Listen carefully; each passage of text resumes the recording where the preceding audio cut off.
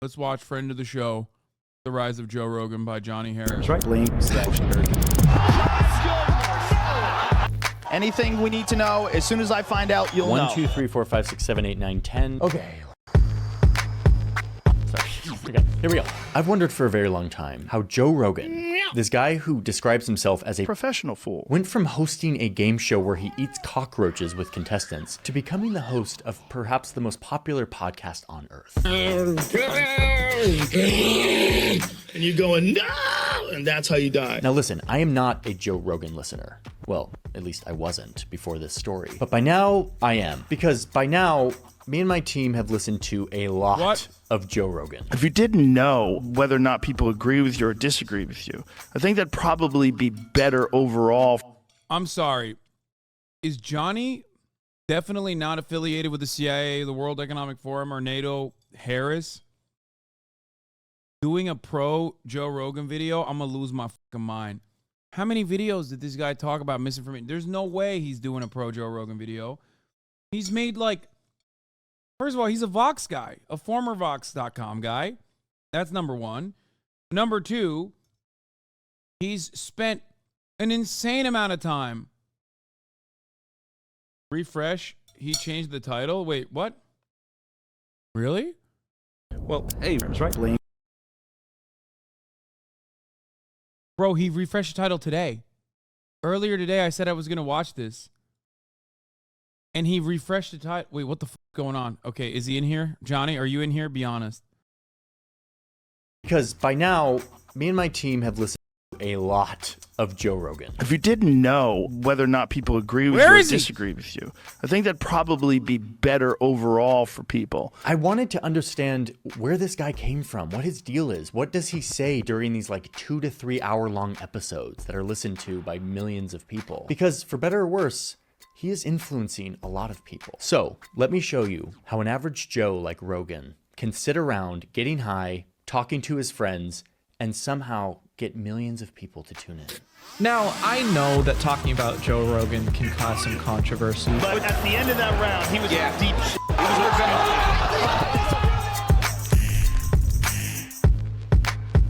It's weird. Before we get into it, him. let's thank today's sponsor. The internet is becoming kind of a dangerous place. Like people on the internet who want to do bad things and steal from. Wait, he's not. Wait, my man.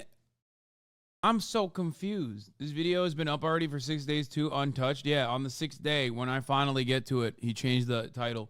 Bro, Johnny Harris is such a fucking lib. Wait, he's such a lib. What is going on? Like as the premier liberal,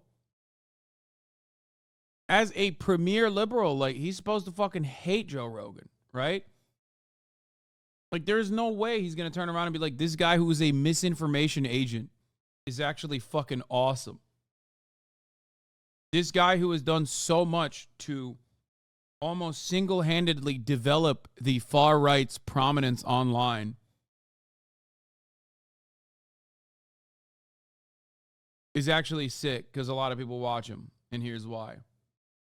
It also gets you in on an extra extended subscription to NordVPN. You get the 2-year plan plus 4 Here, I'm extra showing you months. the ad. Links in the description. Thank you, NordVPN, for sponsoring today's video. Let's get back to Joe Rogan. Okay, so it's 1987, and here's a 20-year-old Joe Rogan taking a guy down with a spinning back kick at a Taekwondo competition. Always moving to new schools, always dealing with new kids, and I wasn't big, and I didn't know how to fight, and I got picked on, and I didn't like it. So I said, I want to figure out how to fight. And eventually, he got really good at it. I was competing from the time I was 15. I just threw myself into it. It's all I did every day. And then one summer night in 1988, when he was 21, he went to an open mic night at a comedy club in Boston. Your legs are sprawled out on the bed like Bambi trying to walk in a frozen lake and banging your head against the headboard. I love it when we make love. His friends goaded him to get up on stage and perform a stand-up set. It must have gone really well because soon after, Rogan moves to LA to make it big in comedy. By the 90s, he was showing up in TV shows as the goofy, lovable comedic relief. Because the light's better over here. Damn, everything's better over here. But this sitcom-y thing wasn't his dream. He loved comedy and fighting. Enter He sounds so much like my fucking from my buddies from college. Like it's insane.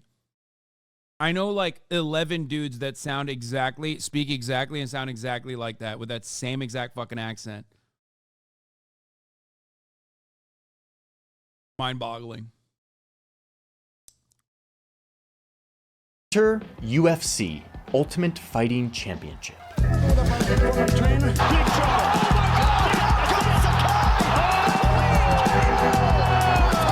Okay, so it's the late 90s, and now Joe Rogan is like a UFC commentator personality, interviewing fighters backstage. This is actual footage of his first appearance. They are anticipating a wipeout in the finals. And I mean, this guy's good. Like, he's got such a magnetic personality, even back then. By the time he was in his 30s, it was the 2000s, and Joe had proven to be a talented host and entertainer. And he was chosen to host a show. Dude, Chatter said, aren't you old enough to go to college with Joe Rogan?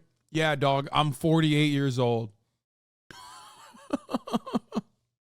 Yeah, you got me. Where contestants would be pushed to their limits to test their fear. It was a show aptly named Fear Factor. Fear Factor. I mean, I remember this from my childhood. The show had like a huge impact on our media culture. I think it kind of laid the foundation for sensational reality TV. It was disgusting and sometimes just downright horrifying. But honestly, it was brilliant because it was impossible to look away. Sherry, relax. Relax, Sherry. Sherry, relax. So Fear Factor was like the big leveling up for Joe Rogan. You know what? Again, very fortunate. It was a great gig, plenty of money, and it was all good. And it definitely helped my stand-up because it gave me... Dude, fucking... A lot of this is old Joe. I remember him talking about this shit, where he would talk about how luck played such a big role in every aspect of his life, that he was so appreciative and he was so fortunate, and that he understood what it was like and how hard it was for someone to make it out the mud, for someone to come from a background like his. It's funny because, like, maybe new HasanAbi heads don't know this, but, like, I used to be a big-ass fan of Joe Rogan. I used to talk about how I was a big-ass fan of Joe Rogan way back in the day. Obviously, not when I was on Twitch. By that point, he had already completely become like a right-wing media monster. But I have a photo with him. I've hung out with him. He probably doesn't remember. He used to be a fan of the Young Turks and Anna Kasparian. Personally, Anna and I went to watch him do stand-up at the Improv. We hung out for 3 hours after. This was like many, many years ago. And I thought it was so sick, like, that I was talking to this guy whose podcast I was listening to, who I actually was very fond of, not necessarily because of his podcast, but because I always thought, like, this guy was, like, he was free. Like, he had made so much money off of Hollywood shit, but he was entering a totally new realm in online content creation, which I was a part of as well at that point, right? As a young person who wanted to become a content creator, I would look at him as like the idol. You know what I mean? I would look at him as like the right thing to do. Get the money, sure, but then take that and create your own thing where you have pure editorial freedom. Young Cap Bro was like 29 at this point. No, when I'm talking about with Joe Rogan, I was like 24. He was the blueprint, exactly. And it's really interesting to think of, because I saw this guy who was doing podcasting, which was like not as popular back then. It was not as like broadly welcomed, received. The reception was nowhere near the same. Okay. And I thought, wow, here's a guy who, had every opportunity to continue on Hollywood, and yet turned around and made his own thing online, had editorial freedom, and was still making money, but also he had influence that he had translated on to a product that was entirely his own. And I thought that was incredible. I wanted to do exactly that. Not like a podcast or whatever, but I wanted to do something where I had that level of financial and editorial freedom, which is ironic because I think I have achieved that. But somewhere along the way, Joe Rogan, during the Gamergate era, started building up right-wing content creators that he was fascinated by. Okay? Joe Rogan was the first place that gave a tremendous amount of prominence to Milo Yiannopoulos, for example. I remember telling people at the Young Turks, Jink included, to look out for this Milo guy, that he was going to be a big fucking name and was already becoming a big name in the far-right circles. He was one of the first people that had Milo Yiannopoulos on a major influence, or a major outlet, basically, at the time. And then now we look back at Milo Yiannopoulos and we're like, yeah, what a joke, what a clown. But like, you don't remember. If you were there at the time, he was like impossible to avoid. Everyone fucking talked about Milo Yiannopoulos. And he was a gigantic piece of shit back then, and not really much has changed. It's just that he got canceled by the right, ironically, due to, I think, something that he said on the Joe Rogan podcast, as a matter of fact. So, he was insanely popular in the 2015 era. He was like the bad boy, you know what I mean? And you know, you could be gay and pro-Trump and like you dress up in these crazy ways and all this shit. Sargon of Akkad was on Joe Rogan. Jordan Peterson was gaining a lot of prominence. Bill Maher also put up Milo Yiannopoulos. Bill Maher also did that. But Joe Rogan had like Stefan Molyneux on, and out and about white supremacists. I think he might have actually deleted that episode, if I'm not mistaken. Because like, he is just straight up a, you know, openly agitating, you know, anti-Semitic, white nationalist piece of shit. Now, Matt Walsh's had on recently. I'm saying like, this is in the beginning, where he was like, oh, I'm just a centrist. I'm just a centrist. He still pulls that shit, but it doesn't matter. Now we know, like, he said he would vote for Ron DeSantis and shit like that. So, I'm talking like back in 2015, 2014 even, when he started basically being the beginning of the alt-right pipeline. Like, he was, as a singular force, the person with the most mainstream appeal, with the most popular fucking podcast, constantly pumping these like weird far-right figures that were sometimes marginal and irrelevant, that became relevant afterwards, or were, you know, relatively relevant, and he just had them on and offered them their platform. Yeah, at his peak, Milo was comparable to Tate if you ignore the arrest spike. Yeah. And he was rich back then, so don't say now that he's rich he does not want to pay taxes. He was very fucking rich back then. You know, I loved it. He would constantly talk about buddies of his even back then. There were certain issues. Atheist YouTube was huge in the alt-right pipeline. Absolutely. This was the other part. There was a big break-off point that permanently solidified a lot of the atheist YouTubers that actually went in one direction, which was leftism, and atheist YouTubers that went into the full-blown reactionary anti-Obama train. Atheist YouTube pre-Obama was, you know, in its inception of YouTube, basically, when it first started. YouTube used to be a place where a lot of people would shit on. YouTube used to be a place where a lot of people would shit on like former George W. Bush goofs and gaffes, right? 2007, I think, is when it first started. Like the OG YouTubers that were atheists were very much like fuck the anti-science stuff that the Republican right is pushing for.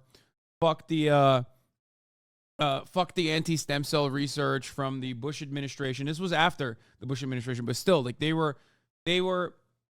like those atheists back then. And I know all this because like I'm literally related to Jank, and like I'm familiar with like Air America and all of these like super old school liberal outlets and the liberal content creation space, independent content creation space.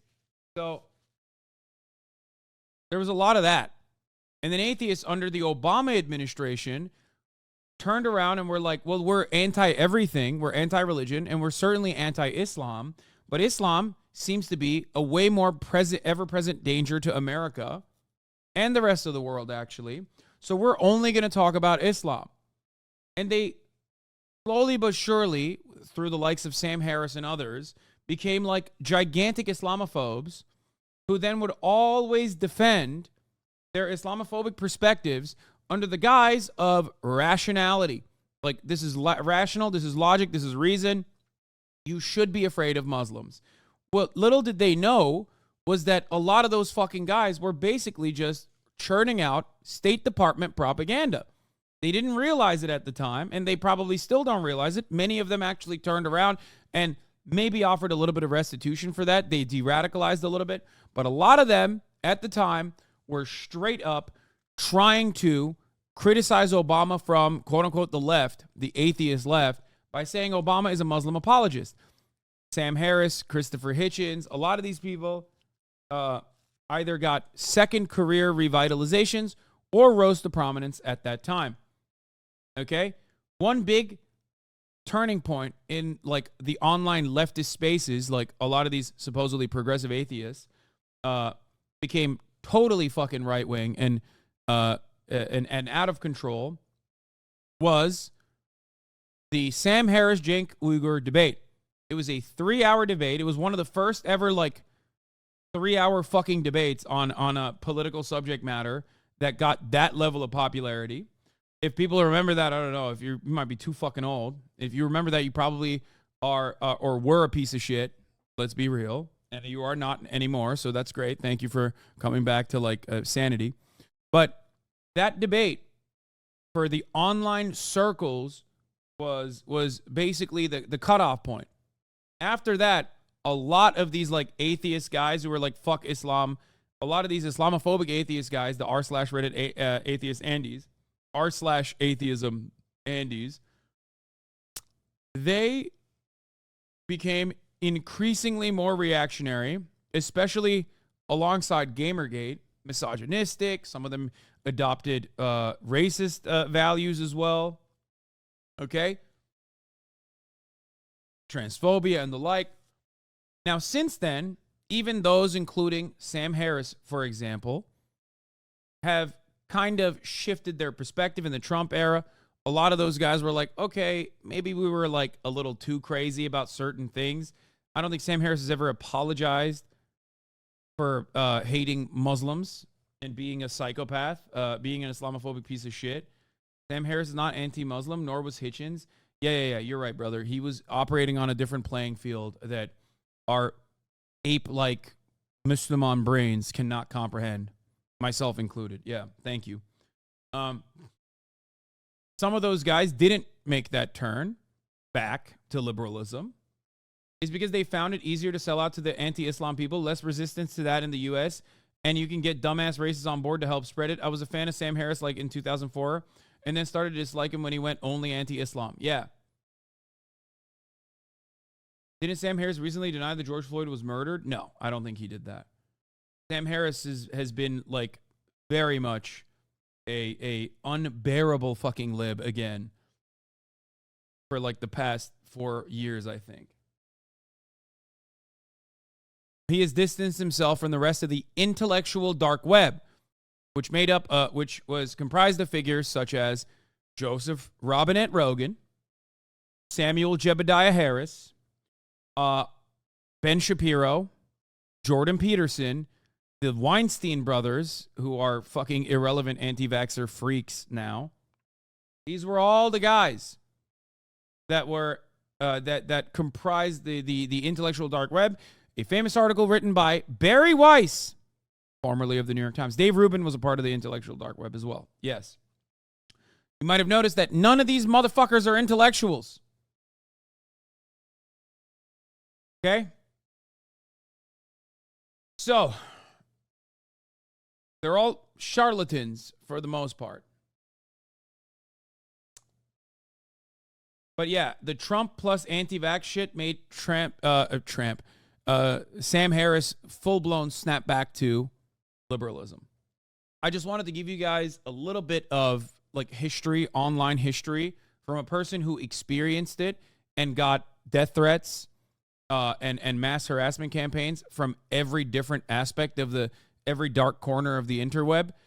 So, you know, I've gotten it. I've gotten it from all ends. The atheists, the that say, you know, I'm too much of a Muslim defender, to the white supremacists who say I allow too much for black people.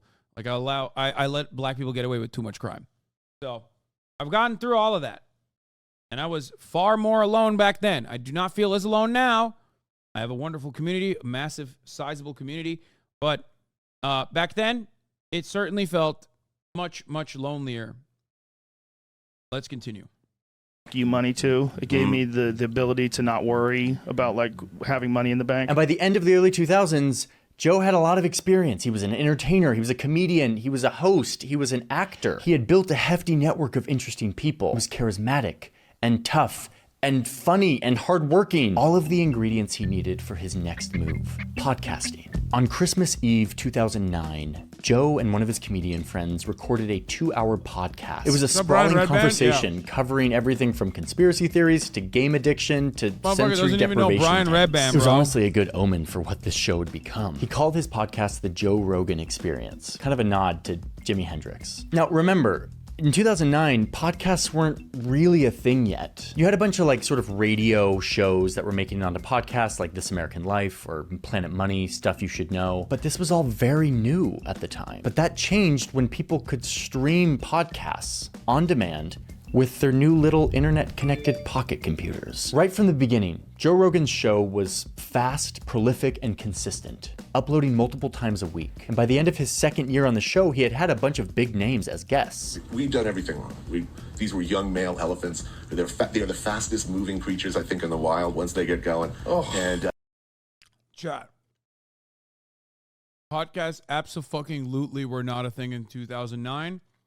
If you're saying podcasts are a thing in 2009, all you're doing is admitting to everyone in the chat that you are probably the oldest fucking nerd in the room. Come on. Even I at least have the decency to lie and say podcasts became a thing much, much later, and it certainly wasn't a thing in like 2013.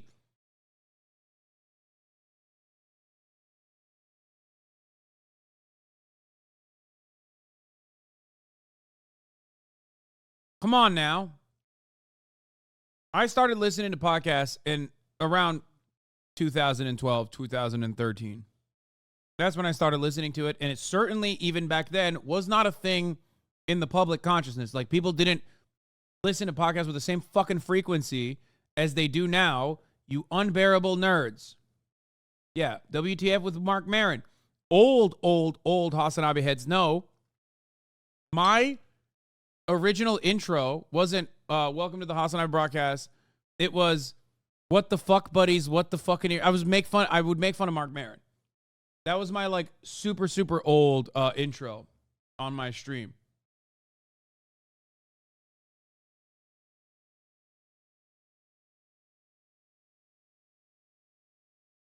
Yeah.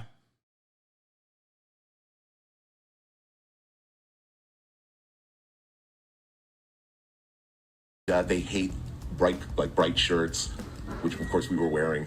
They're spooked by people holding implements, which of course that's what we were doing. And they particularly don't like being herded by people 1,000th their weight. At the beginning, they were mostly comedians and fighters. I'm thinking about Tom Cruise and Scientology. There's a man using every ounce of what Scientology is offering to make himself the best available man that he's capable of being. Yeah.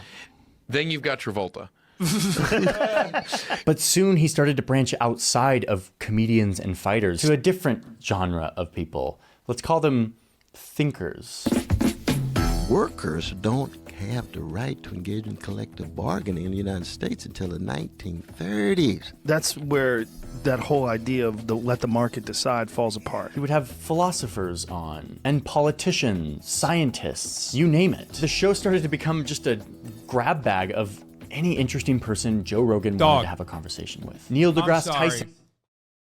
If you don't fucking talk about, like, in the thinkers era, if you don't talk about fucking Milo and the prominent, like, right-wing figures that he not only lend a voice to, but, like, basically mainstreamed, I'm gonna fucking lose my mind. Are you insane? What kind of fucking research are you doing, Johnny? God damn it. There's no way.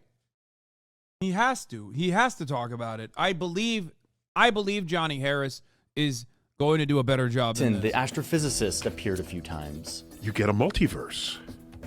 We didn't pull that out of our ass. That came out of the equations. Soon, it was bigger and bigger names. Elon Musk, Russell Brand, Nick Kroll, Jay Leno, Jordan Peterson. Okay, we passed through that era. We passed through the fucking thinker era without Milo mentioned. Wiz Khalifa, Dr. Phil, Travis Barker. By the late 2010s, the Joe Rogan Experience was reaching around 11 million listeners per episode, making it the most popular podcast ever, at least on platforms like Apple Podcasts and Spotify. Like, I had never listened to this, but I knew of Joe Rogan because I did. That's crazy. That's crazy. I did. Religiously, as a matter of fact. Holy fuck. Milo ain't mainstream, though. Nobody will care. What are you talking about? Milo was mainstream. Joe Rogan made him mainstream. Milo Yiannopoulos and all of the other fucking people that I mentioned were incredibly relevant in the online sphere. You guys literally forget. Milo Yiannopoulos wasn't just some fucking random, like, gay guy who went on college campuses and, like, caused riots or whatever. He also wrote for Breitbart.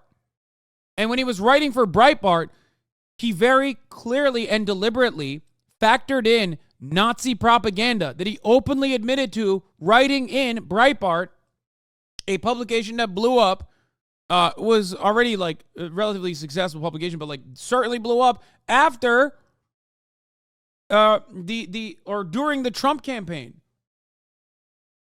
Breitbart, where Ben Shapiro also wrote at a time when they had a tab called Black Crime. Breitbart, the publication that was owned by Andrew Breitbart, rest in piss, who died on a fucking toilet off of a cocaine overdose. That Breitbart, the publication, okay, politics is downstream from culture, suck my cock. That Breitbart had a black crime tab. Like, you would go on the website and click black crime, and it would show up all of the black crimes that were occurring. Ben Shapiro used to write for Breitbart at the time when it had the black crime tab, by the way. He left only because they became too anti-Semitic. Remember that.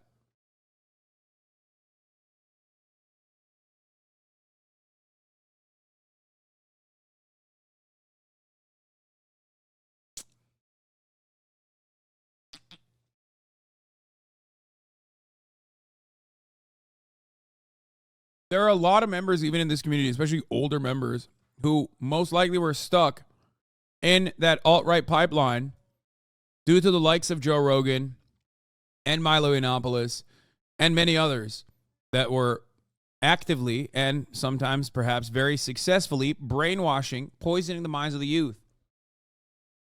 Now, if we talk about, like, the real world harm and impact that had, it's marginal. It's not what, like, got Donald Trump elected or anything like that, even though a lot of those guys did end up working directly with Donald Trump. But if you think about all of the acts of violence that you see, that you experience, specifically white supremacist acts of violence, a lot of those people were absolutely radicalized due to the likes of Milo Yiannopoulos and that ecosystem. Old heads know you and TYT have been on this for 10 years. Yes. And we've been getting death threats for it for 10 fucking years. We've been hated by those extremely online circles for 10 years. I got motherfuckers in here that have a blood feud with me for the past, like, since 2013. Okay? Like, you think you've been a fan for a long time? Why do people always write, like, random numbers in the chat? Anyway, you think you've been a fan for a long enough time? I've had haters for twice the amount. Okay? Why do you say it was marginal? Because I'm not a believer that, like, shit that happens online is actually moving the needle in the real world. I just simply believe that a lot of that, like, online white nationalist, shit was mostly just online. Like, that's not what got Trump elected. That's not what, like, shaped Trump's campaign messaging or anything like that.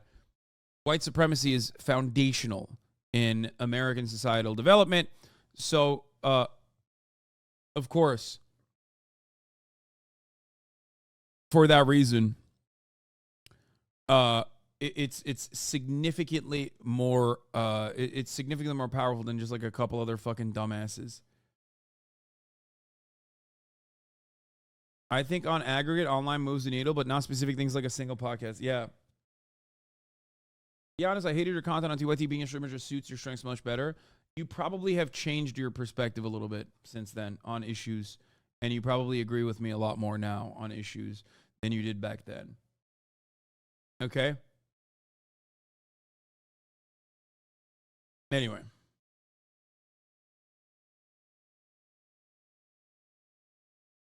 Let's continue. Kind of everywhere when you're scrolling. Nah, your TYT shit was rough. You say that, brother, but like we give it a rewatch regularly on a lot of the things that I've done on TYT. And my political perspective has absolutely stood the test of time. It is nearly identical to the same political commentary that I engage in now on a daily basis. So much so that I could just like play an old clip. Yes, there's cringe jokes and whatnot. Of course. Of course. But you can see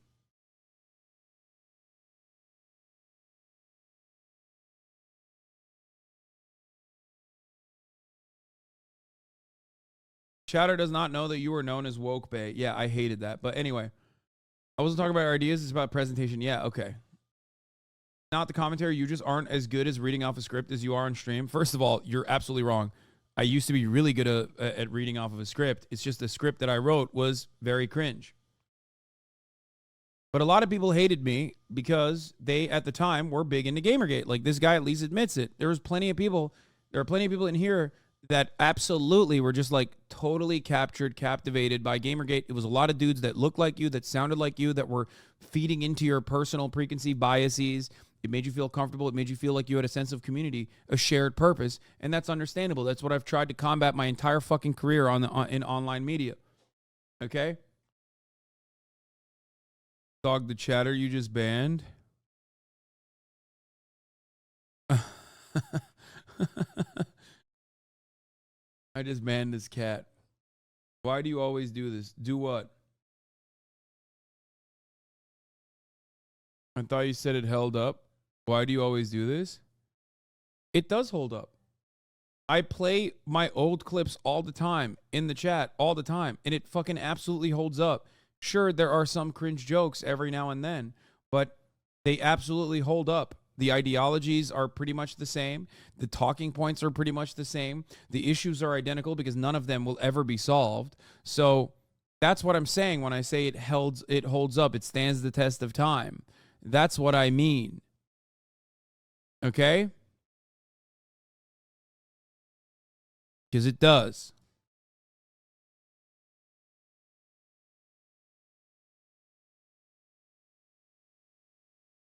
Anyway.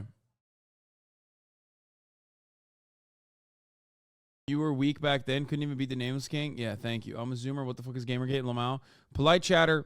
Gamergate is, how do I describe it? It's like, imagine if the Andrew Tate phenomena that you experienced, where all of your friends became Andrew Tate fans and started talking exactly like him. Imagine if Andrew Tate was the sweatiest, least washed, most disgusting looking fat slob, neck bearded nerd with possibly a British accent. Again, still. Okay? Quarter pounder. Great example of a person who still holds on to that essence, to that energy. Quarter Chicken McPounder is a Gamergate Andy.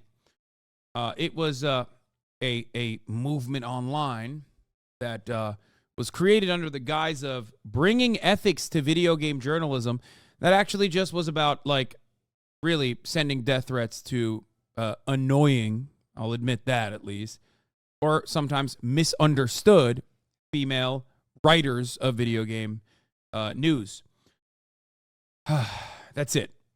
Sometimes they were annoying because they would do contemporary feminist analysis on video games, and people thought that they were going to take your treats away. It was just about shitting on women for the most part. Not much has changed, really.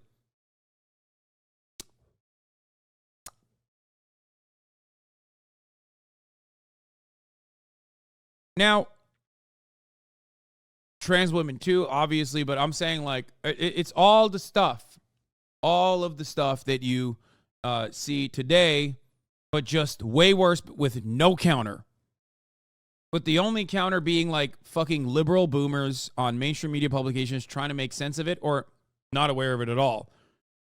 There was no like, it was just a feedback loop. There was no counter to these guys. It was everything that you saw in the gamer space. All matter of commentary people were just, like, either center right or far right. This includes some of your favorite content creators who also were captivated by the Gamergate shit. A lot of commentary YouTube pre-2016 were abso-fucking-lutely right, like I said, center right or far right centrists. Anyway, a lot of these guys have either died or basically might as well have died. This video is shitting on Elon Musk in 2018. Way before the public opinion was against them. Yeah. What's happening, everyone? Hi. Hi. I wonder if I should start playing a little bit of music while I wait for people to come. Hi, military. Maybe the families of the divers or families of the children. Oh, this is the Thai divers that he called pedophile. Anyway. PewDiePie had Ben Shapiro on at the tail end of that era.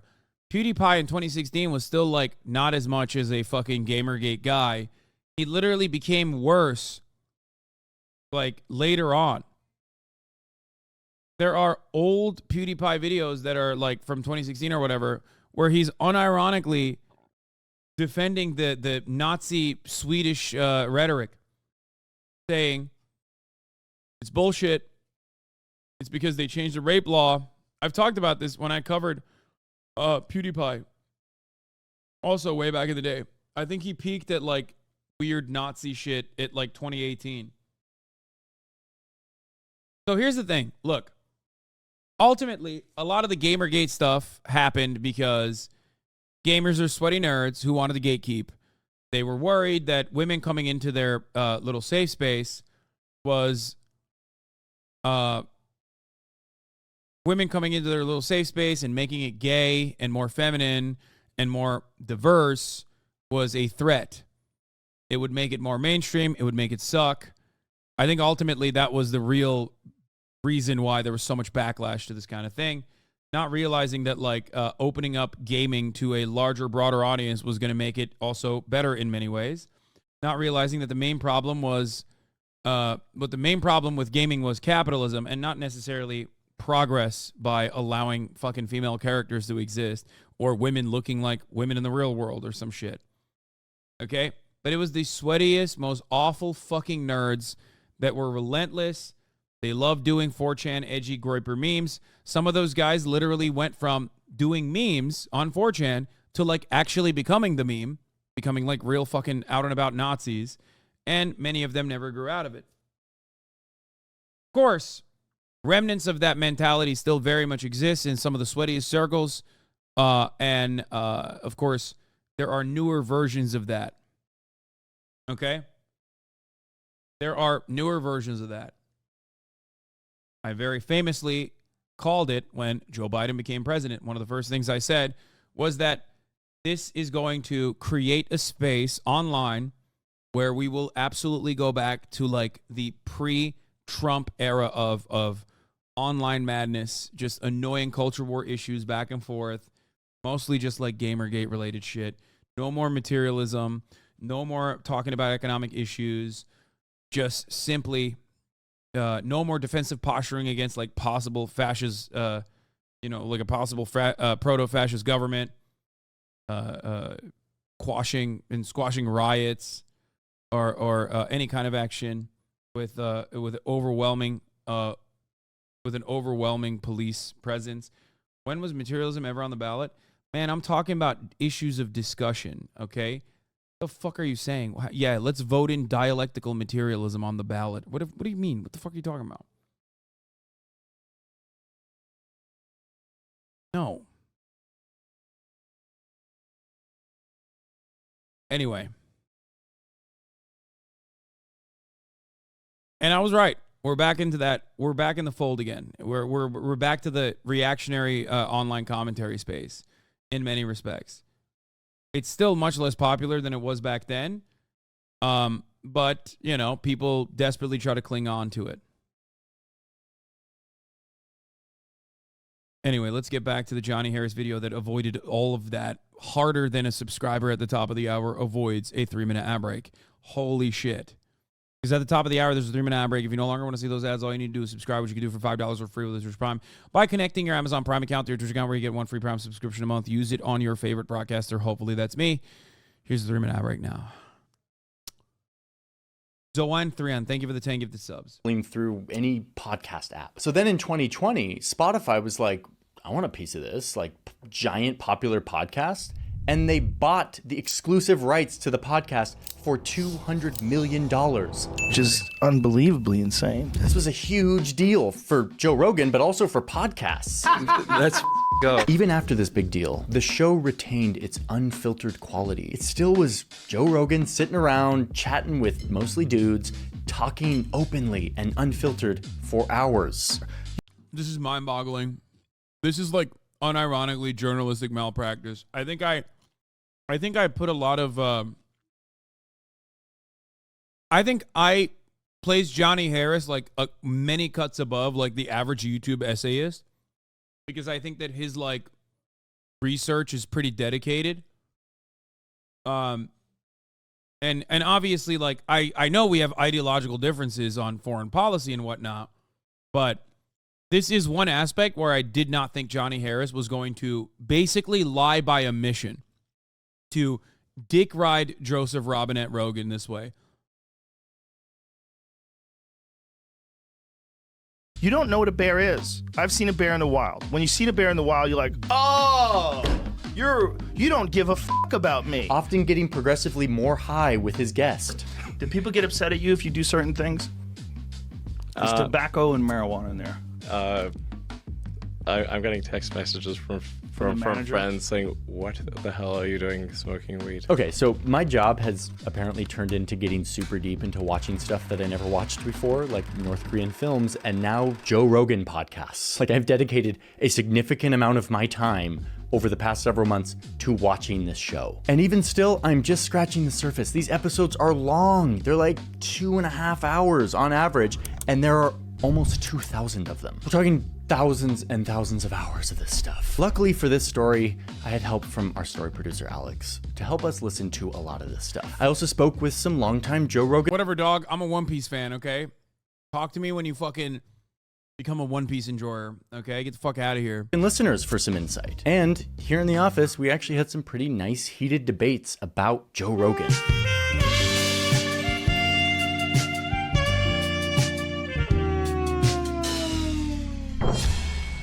And now, after my baptism by Joe Rogan, I now have some big takeaways, some things I want to say.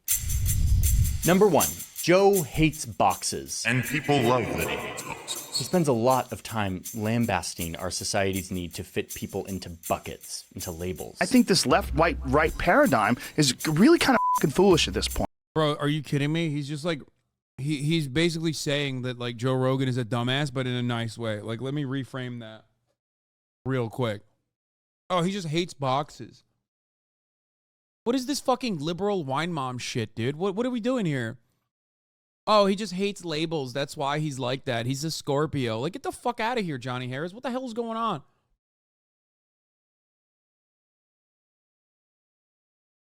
I've never felt this way about a Johnny Harris video until this moment. It's a subject matter that I am the foremost authority and expert on. Maybe that's the reason. Maybe that's how you feel when you hear him talk about like fucking coups that he did not mention or whatever the fuck. I mean, I am by no means a subject matter expert on that, but this is something that I'm an absolute subject matter expert on. And it's deeply and insanely frustrating to see him cover it like this. Oh, he's just like, oh, he's just a, he's just a guy who hates boxes. Like, that's not, it's how we get when you talk sports. Yeah, but I'm very deliberately telling you I don't know what the fuck I'm talking about with sports and don't care to know. That's the difference. I'm not presenting something on sports like I'm the fucking authority on it. I didn't make a 35-minute YouTube essay on sports. You know what I mean? And indeed, it's fairly impossible to put Joe Rogan into the standard ideological boxes that we're all sort of pressured to fit into. Most of our media discourse loves boxes, loves to inflame our super identities, the things that— Like, why is he positioning himself like he wasn't at fucking Vox News? Which is like the box creator, okay? They are the box store, okay? They make the fucking boxes. You made the boxes. It was like, oh man, the media, mainstream media is like, they love boxes, right? Not Joe Rogan, though.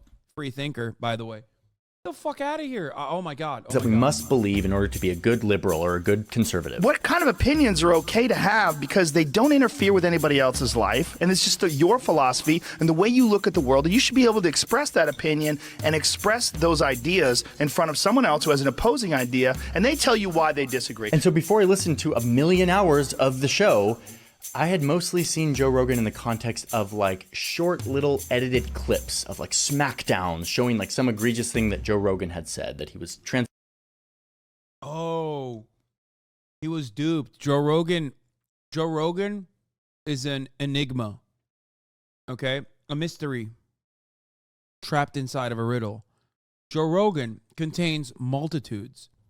You don't get it.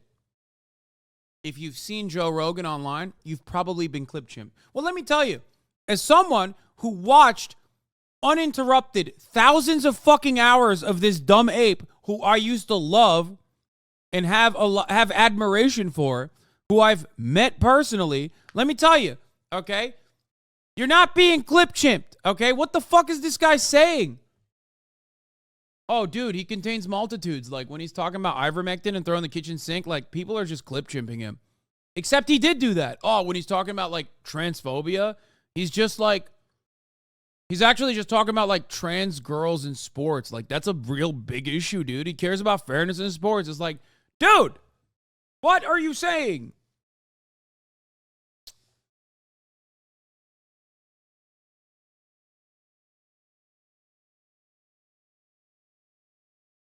Do you think Johnny Harris just really wants to be invited on the podcast so we made a whole video glazing Joe Rogan? I don't know. I don't want to be like the cynical guy.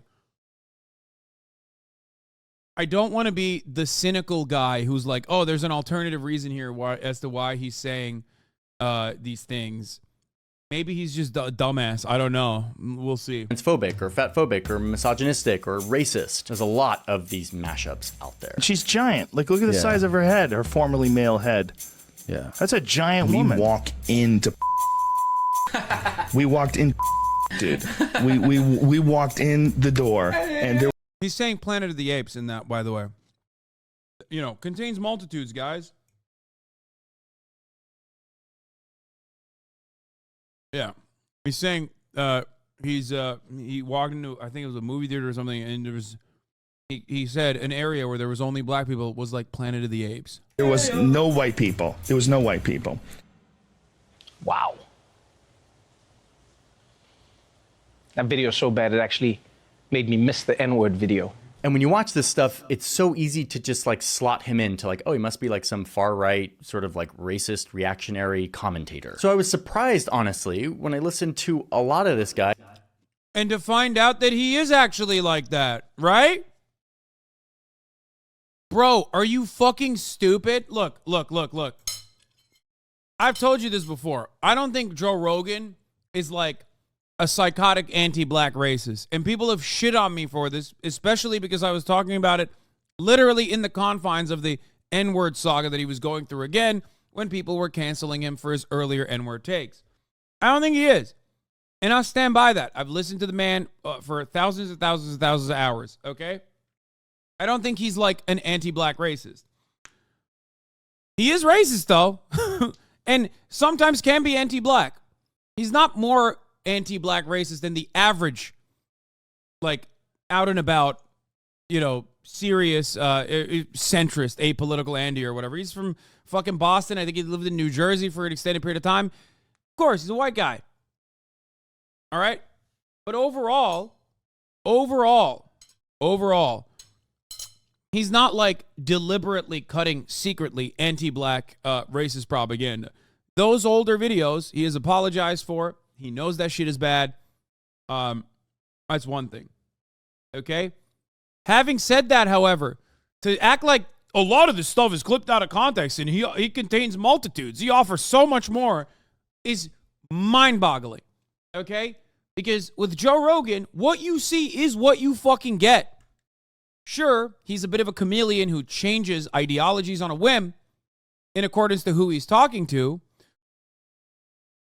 But I believe the far better way of analyzing Joe Rogan is off of things, I will categorize this, things he cares about and will defend. Because Joe Rogan is malleable. He's always been that way. Unprincipled and malleable. And back in the day, there were a couple things he put in the I care about this box. Early Joe Rogan always would put smoking weed and even doing DMT in the I care about this box. That box inside of his mushy, soft brain was made by like this impenetrable armor, okay? He would defend it non-fucking stop. Doesn't matter. You could have an expert on. And convince this man that, like, the moon is fake, and he would probably believe it. But if you told him weed is bad, he'd be like, fuck you, that's not the case. Here is, like, why that is not the case. Fuck yourself. Okay? As a matter of fact, Joe Rogan used to believe that the moon landing was fake. I think he's changed his position on that, but it doesn't matter. So that box grew. Okay? Over time, that box grew. Doesn't mean his brain grew, but things got added into that box. Okay? Things got added in that box that he started fucking unironically defending. One of them was ivermectin or vaccine denial. Another one was cis girls playing with trans girls in sports. The was it Fallon Fox era? Like where he slowly started dipping his water in the anti-trans shit. Okay? And he dived into it, okay? He fucking dove in head first.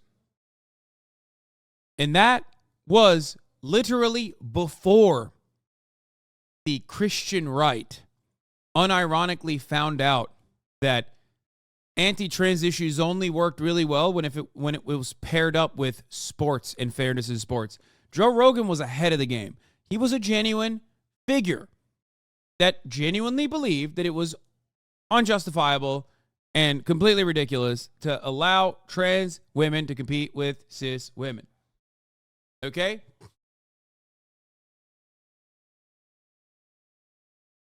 He was ahead of the curve. He was ahead of the right-wing Christian lobby.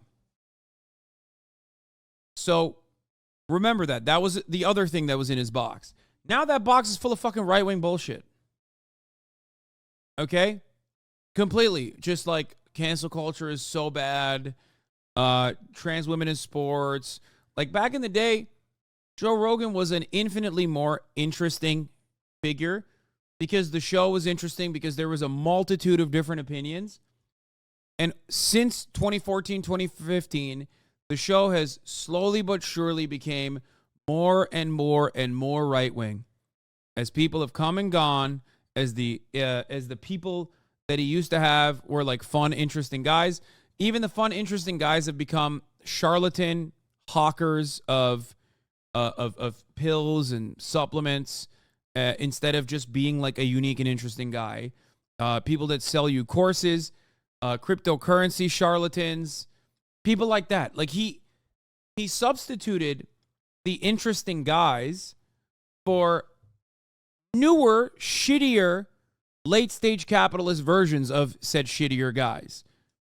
He substituted the mushroom guys for guys that are selling you something different. You know what I mean? Like, it still seems like a mushroom guy. It sounds like a mushroom guy, but this guy is also selling you some other shit. It's not just cranks, it's conment cranks. Okay? But worst of all, he substituted the thinkers, okay, that were unique and interesting and comedians and whatnot with right-wing media people. Okay? So many right-wing media people have basically gained prominence off of the backs of the Joe Rogan Experience. Genuinely sad state of affairs. And for those of you who are asking, like, why did you stop watching? It's because, honestly, it got fucking boring. You guys know me. I'm not exactly the type of person that would stop watching content because it's offensive, okay? If anything, it made me look at it harder, all right? Because I certainly was fucking locked in, even during the alt-right Gamergate era of Joe Rogan. I was watching all those fucking content creators come on. I was angry. I was white-knuckling through it, but I was still watching because it was still interesting to a certain degree.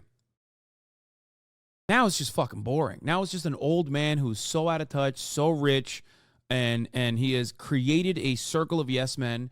He rarely ever has interesting guests on. When he does, they're like barely ever talking about fucking aliens. Like, it doesn't seem like the heart of the show is there. Okay? Podcast was a great outlet for people who didn't have an older brother who smoked weed and told you about dumb shit. Okay, that's what the podcast was.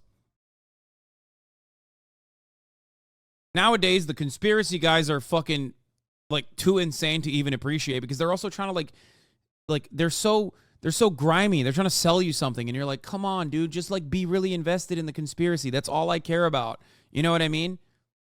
Make content. Don't try to sell me something. Okay? Nowadays, everybody sees it as like an opportunity to sell something. They don't go on there to have an interesting discussion.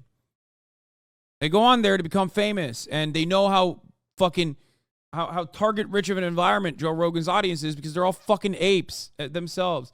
I listened to Faithful until mid-2015. His guests got worse and worse. There were too many Callan Schaub episodes, or too few oceanographers, etc. Oh, yeah. Yeah, I mean, Brian Callen and Brendan Schaub episodes were also fucking just awful.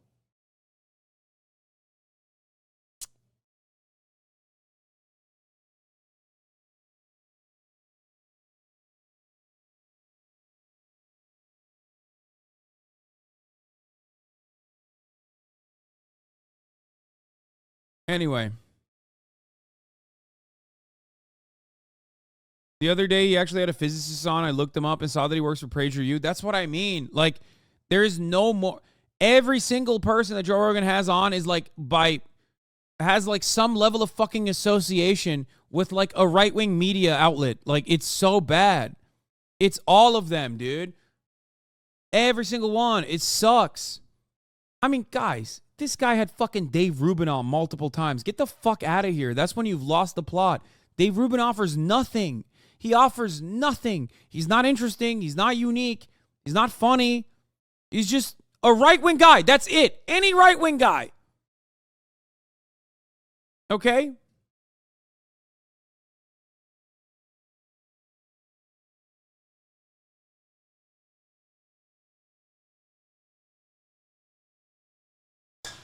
It just sucks. So when you ask me why I don't watch fucking Joe Rogan no more, that's the reason. Because his content fucking blows dicks, dude. That's why. I'd still watch if he was... I'd probably still watch Joe Rogan if he was being, like, insanely racist. If he somehow also managed to make it entertaining, okay? I'm white. The armor of privilege.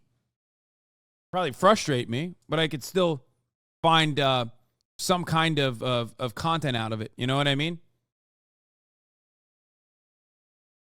Yeah, like Alex Jones. Point is, he's also not entertaining.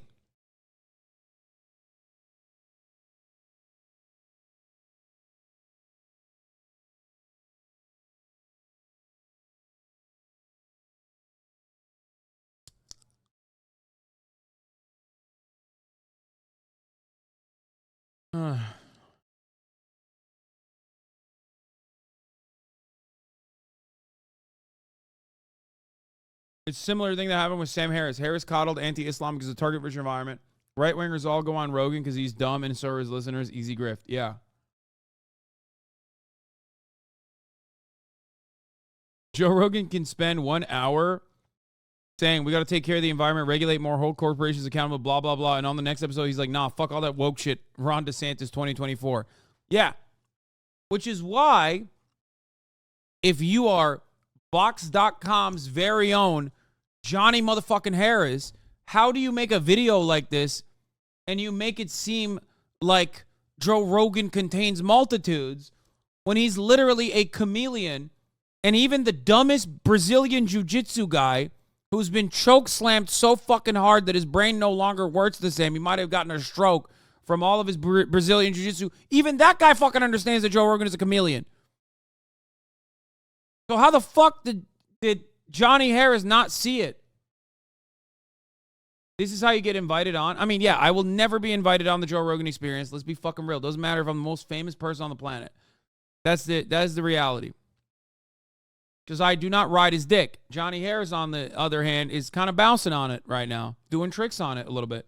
To find out that his politics actually lean mostly left. She's the wife of the best president that we have had in our lifetime. He openly and earnestly voices support for everything from universal health care to abortion to gay marriage to recreational drugs. I lean way left when it comes to those kind of things, gay rights and things like... Dog, he's literally a fucking Ron DeSantis supporter. Get the fuck out of here, Jesus. Social programs for disenfranchised people and disenfranchised communities. I lean way left. Like, if I want my tax dollars to go to anything, I want it to go to making people's lives easier. I'm not right-wing at all. Oh, okay. No, that's wild. No, there's nothing about me that's right-wing. He even endorsed Bernie Sanders.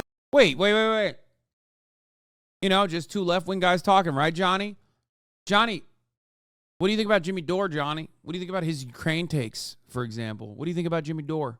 Think he's a left-wing guy, too? Come on. I mean, I know you want to go on Joe Rogan's show, but do you want to go on Jimmy Dore's show? Probably not. So you're probably going to be honest about his perspective, aren't you? Come on. Here's the Democratic Socialist in 2020 after having him on the show. There's not a single human that can speak for all the American people. But you could look out for the interests of the American people. And I think Bernie Sanders definitely does do that. You got 3 people owning more wealth than the bottom half of the American society. You don't see that on television too much, do you? No, you don't. 3 people. You got the top 1% owning more wealth than the bottom 92%. What are the misconceptions of you? Because here's the, if you go to... Point to a fucking post-COVID clip of Joe Rogan being a fucking leftist, openly saying he's a leftist. I'm going to lose my fucking mind, okay? The closest you get to is when he's talking to that fucking freak Seth Dillon, okay? The Babylon Bee guy. And Seth Dillon is trying to fucking argue that it's okay to force a 13-year-old who's been raped to carry a pregnancy to term. And Joe Rogan sees red. That is the only time I've seen in the fucking post-COVID universe where Joe Rogan was like, hold up, this is insane.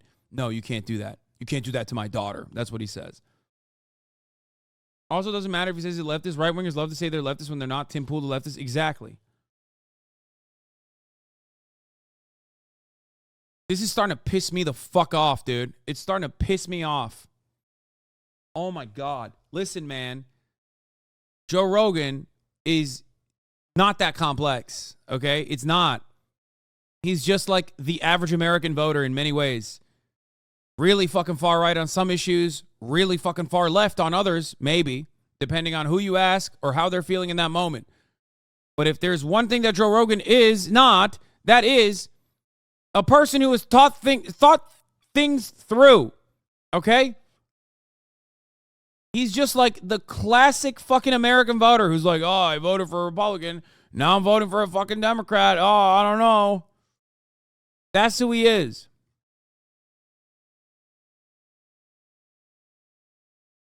And as someone who claims to have watched thousands of hours of fucking Joe Rogan, I would have expected this dude to at least done a better job of describing that instead of being like, he is so complex of a figurehead. This is literally just signaling to the YouTube audience that you're doing PR for Joe Rogan because you want to go on his fucking show and you want to eat away at some of his market share. You want some of his fans to watch your fucking videos. That's it, man. It's so disingenuous. It is so cowardly to do this. It is so fucking cowardly to do this. You can make an honest assessment. I've defended Joe Rogan time and time again on issues where people have taken it too fucking far. Okay? But this is ridiculous. Trying to audition to be on the fucking Joe Rogan Experience by making this fucking big-ass YouTube video and like simultaneously getting a lot of views on it because Joe Rogan has a lot of fans, obviously, is so cowardly. I really hope that this changes a little bit, this video. Like, there's no way this is just a suck show, right? Go to the knee-jerk conservative reaction. You talk to people who are not interested in anyone that wants to be a democratic socialist. They hear the name Bernie Sanders. The negative implications are that you are somehow or another going to take their money, right? Is that annoying to you? Yes, it is. Of course it is. Oh, and here he is with presidential hopeful Andrew Yang. Another beacon of left-wing ideas, man. Oh! I'm so mad. I'm fucking losing my mind. I hate Americans. I hate how fucking stupid they are about politics. Andrew Yang was never a leftist, okay? From the jump. I don't give a fuck what YouTube personality told you, what YouTube essayist, debater, commentator that told you that Andrew Yang was a fucking left-wing guy. He never was a left-wing guy. UBI is not a leftist concept. If UBI was a leftist concept, then Milton fucking Friedman would be considered a leftist. Fuck!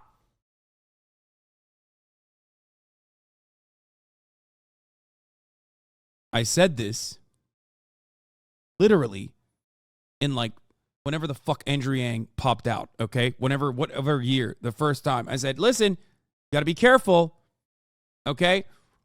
UBI, if seen as a substitute, there are old videos. You can find them in like 2018, 2016, 2017, whenever the fuck Andrew Yang gained prominence. UBI is great as long as it is not a substitute for the social safety nets that exist. Andrew Yang absolutely presented it as such. Okay? I like Yang until I saw you talk about him like 4 years ago. And people would come in here and try to fucking advocate for Yang Gang. Non-stop.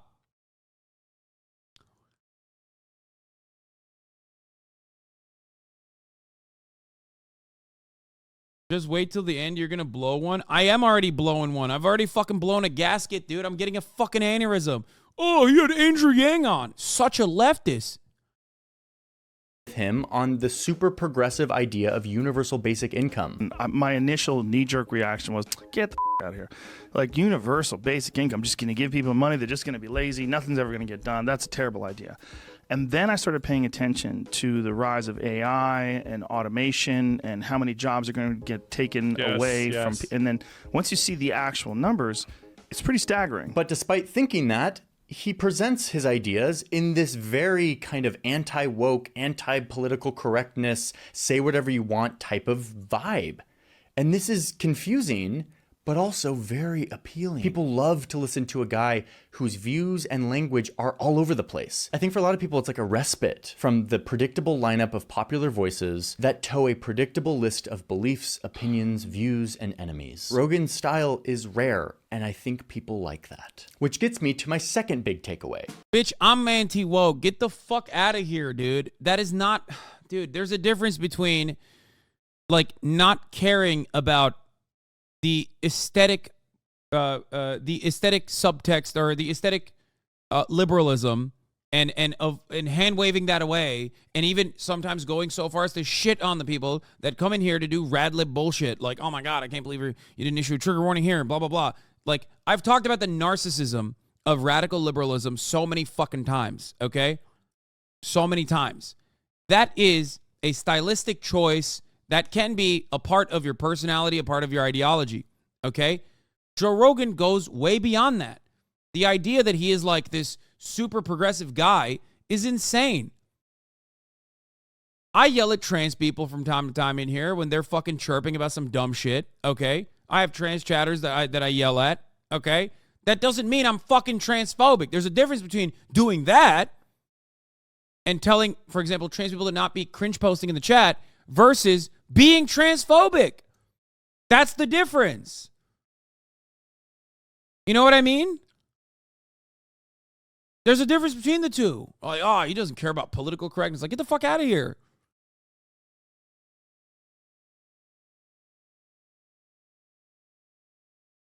That's crazy.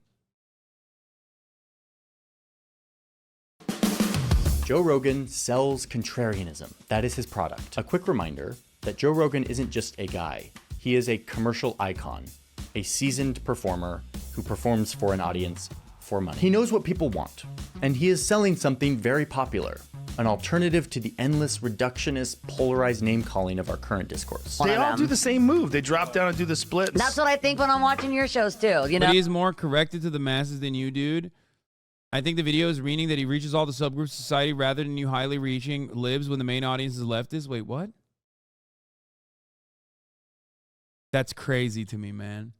Johnny like comments on his video saying he hopes he goes on JRE. Look, everybody wants to go on the Joe Rogan Experience. I would love to go on the Joe Rogan Experience. The difference between me and other people is that I'm not going to fucking bounce on Joe's dick to be able to have that opportunity.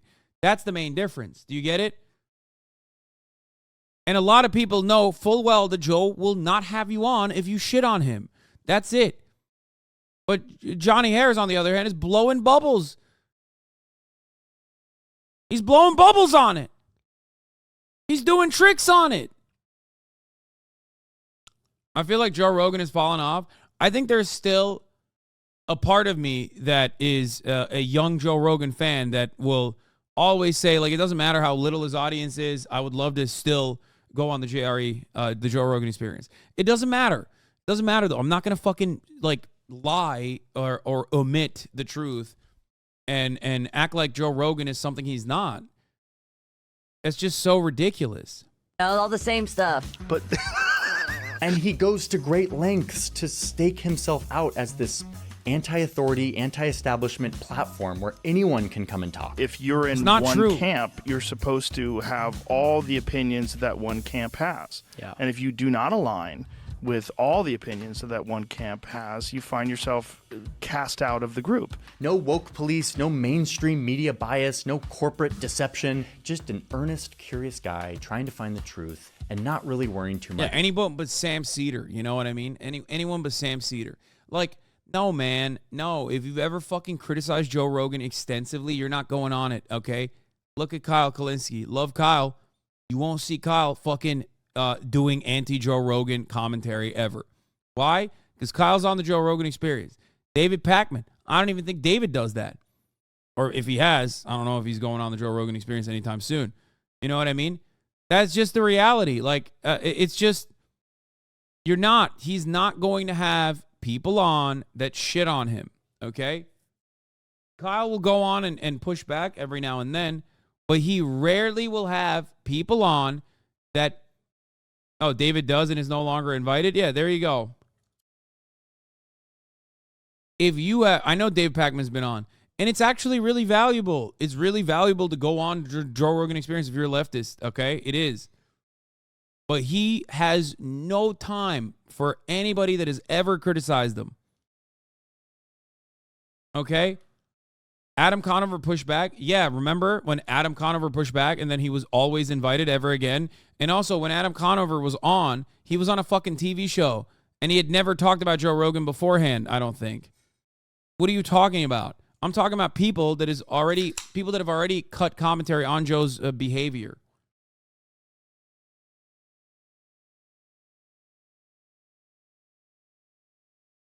About changing his language to fit the politically correct sensitivities of the day. What I didn't anticipate was social media and the echo chambers that it would provide. Right. And that these ideological echo chambers also come with virtue signaling, and that people get on these things because you're only dealing with a short amount of characters, and you state something that you know is going to get a bunch of likes, and people are very addicted to likes. The fans I talk to love this about Joe Rogan. Like, he's like the antidote to like the corporate mainstream biased media that's polarizing us all. And frankly, I think he leans into this as his brand. Which gets me to my third point, and this is where I have my biggest critique of Joe Rogan. Joe lets people talk. That's your biggest critique of Joe Rogan? After you said he sells contrarianism, this is neatly repackaging. One is neatly repackaging that Joe Rogan is a fucking dumb ape, and people love that, because that is true. Joe Rogan himself admits that, okay? Just like I admit I'm a fucking dumbass, okay? Straight up. Joe Rogan is a dumb ape. He doesn't hate boxes. He just doesn't understand it. Okay? He's not engaging in like hyper intellectual conversations that go beyond the neatly confined ideological boxes that we have in neoliberal monoculture. Okay? Number two, Joe sells contrarianism is just reactionary politics. Joe sells reactionary politics. When you're a dumb ape, you, of course, respond like a dumb ape to new things that are happening around you that you cannot understand. You have two options when you're a fucking dumb ape. I'm a dumb ape, too, so I know this, okay? I'm a dumb ape. So when I see something that I don't fucking fully understand, my immediate reaction isn't like, fuck that. No, stay there, not happening. My immediate reaction is either, I don't care enough about this, who gives a fuck, move on, or let me understand. Let me try to see what is going on in the world that I am now privy to, okay? What's happening? Why are these people saying these things? Is there any truth to what's going on here? Joe doesn't do that. He's like, that's different. That's change. Me no like change. That is reactionary, okay? He's not selling contrarianism. He's selling reactionary politics, reacting to stimuli, reacting to progress happening all around him, refusing to identify with it, refusing to understand it, and saying, change bad, change bad, change bad. Number three, Joe lets people talk. That's my main criticism. If anything, that's the only good thing that he does, but it's a bad thing because he's a reactionary and only has reactionary guests. There was an element of curiosity back in the day and allowing people to talk that made the Joe Rogan experience good. But when the guests and the style of guests changed, all of a sudden the nature of the content changed. Okay? I love the idea of being contrarian when you're literally selling mainstream American conservative reactionary politics. What the fuck is reactionary? What the fuck is contrarian about Joe Rogan when he's like half the time saying shit that you would either hear on MSNBC or more than half the time saying shit that you hear on Fox News on a daily basis? Woke culture sucks. These youth are too gay. They're too liberal. They're too woke. They're too soft. What about that is contrarian?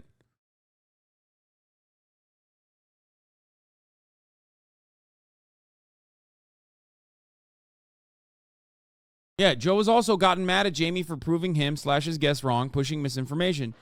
Jamie rarely pulls shit up anymore, and he used to. He used to at least be like the final barrier, like the Cheeto holding the door as the SWAT team is ready to break it. That was Jamie pulling shit up on his computer. Now that's kind of gone too.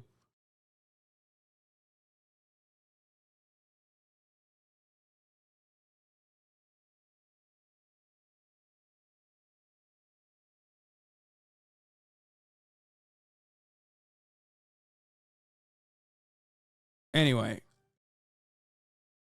let's continue. And talk, and talk, and talk. The principles of human interaction on this planet are largely dictated by our ability to discuss things. even if you disagree. As we've seen, Joe has had a huge variety of guests on his show. A lot of these are like famous people that you just get to watch talk in this sort of unfiltered way, like Robert Downey Jr. or Miley Cyrus. But then you also have a lot of people with big opinions and big points of view, from super mainstream and respected voices to experts on like really specific science things. But then you have a handful of a lot of controversial. This guy hasn't used a singular clip post 2019. He talked about the Spotify bag, and he has rarely shown the post Spotify Joe. What is this? Like, literally, the fucking Joe Rogan subreddit would look at this video and go, what's happening? This does not feature any of the new Joe Rogan shit. Are you marketing old Joe? You're showing some of his highlights with, like, you know, controversial parts of it too, while avoiding some of the more controversial parts, as a matter of fact. Like, not really talking about any of the times that he's had out and about white supremacists on, like fucking Gavin McGinnis, Stefan Molnier, Sargon of Akkad,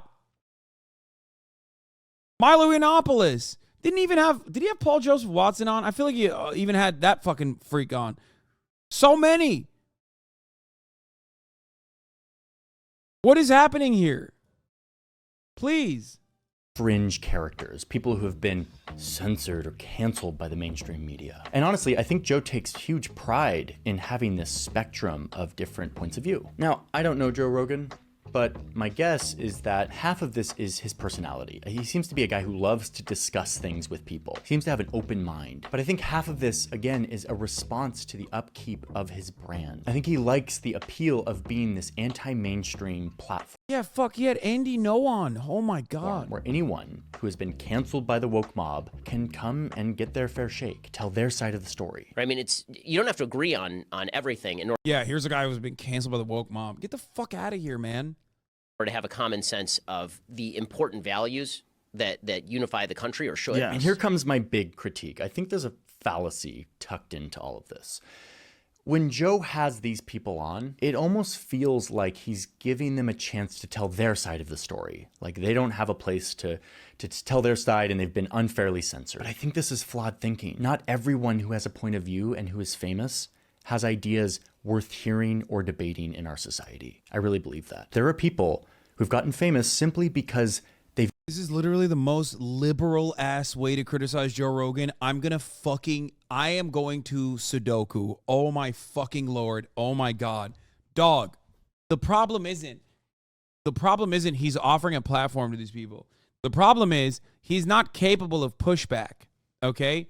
He is a fucking chameleon. That's the issue. And as a chameleon, when all of the motherfucking right-wing people that he has on are just on there chirping, and he's like, oh, yeah, that's crazy. I can't believe there's litter boxes in schools. And, like, he just repeats them over and over and over again. Over the course of, like, 4 or 5 fucking years, it becomes this reactionary shithole. Okay? You can absolutely have the likes of Ben Shapiro and whoever the fuck you want on. You just have to be able to deal with it adequately, because these guys are charlatans. They are carnival barkers, myself included. Like, this is what people like that, people like Ben Shapiro, people like Matt Walsh, people like myself, we do this professionally. Okay? Our job is to craft a narrative. Jesus Christ. Our job is to defend our positions. Our job is to craft a perfect narrative that makes our positions look better than other positions, okay? This is what I do professionally. This is what Ben does professionally. If you're a dumb fucking ape with a malleable, pasty brain, you're not capable of understanding that the person in front of you is doing propaganda, and you have no way to deal with it. So you just look at it and go, oh, this guy's earnest. Now, the difference between me and Ben Shapiro is that I do truly believe the things I say, and I also truly believe the things I say are good, okay? And they're right. Bro, you're just mad because he's never had you on? Yeah, I know. That's why I'm mad. You got me, dude. Oh, 11-month subscriber, dude. I'm Sudokuing. I'm Sudokuing, dude. Bro, just because he's not completely shitting on him, he's doing an okay job. Steven Crowder. Definitely stopped watching right before the Spotify deal. Bernie Sanders, you're just mad because he hasn't had you on. Okay, you agree with me. Why the fuck are you trying to be a little bitch in the chat? You even brought Steven Crowder.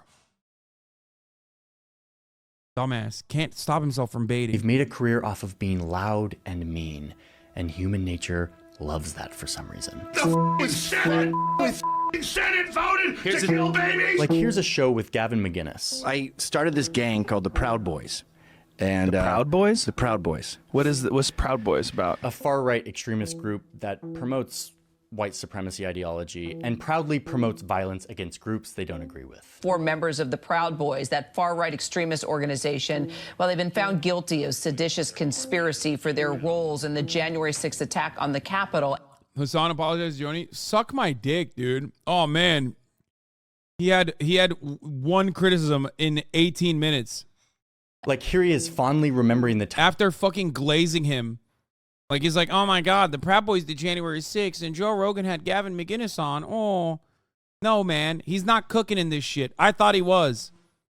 Because I'm a firm believer that, like, liberalism was going to jump out at a certain point and stop Johnny from you know, glazing up this titan of a man who has been at the forefront of anti-trans rhetoric online, forefront of fucking anti-vaxxer shit online. You know what I mean?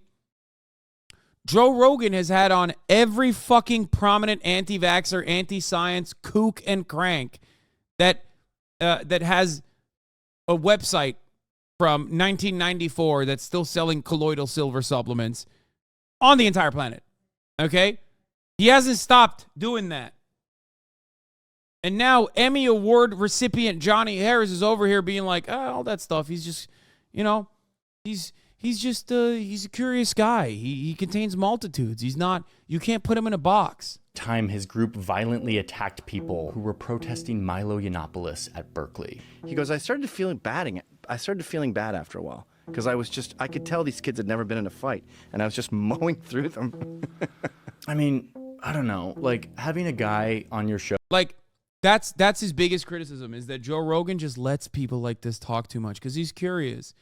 Yeah, you know how many fucking times I've heard that from Joe Rogan dick riders? Get the fuck out of here. That is the classic former and current Joe Rogan fan take, is that like, oh, dude, you just don't get it. He has a multitude of different guests on from different backgrounds. Remember when he had Bernie Sanders on that one time? He very clearly is an open-minded progressive.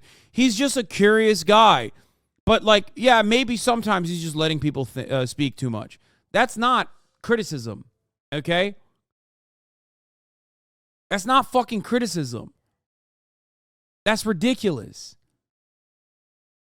Joe Rogan is not a small bean, okay? He's not like some neurodivergent minor. Yeah, he had Bernie on and then 10,000 white supremacists. But that one time he had Bernie on, though, he had Tulsi Gabbard on so many times, guys. Think about how progressive he is. Tulsi Gabbard, Jimmy Dore. So progressive, so progressive, so progressive. I wish you got this aggressive with Ethan on the H3 podcast, bro.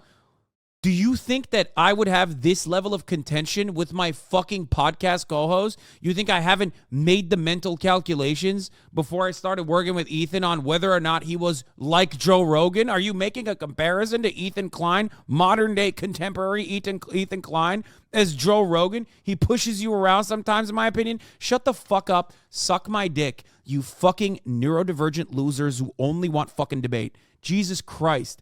That's what you want. You want blood sport. That's why you're in here. You're in here because you're like, you just want fucking blood sport. You want me and Ethan to fucking constantly fucking pick at each other. You don't care about anything. You don't care about the content. You just want blood. Disagree ban. I haven't done this in a while, but I think it's time to do that.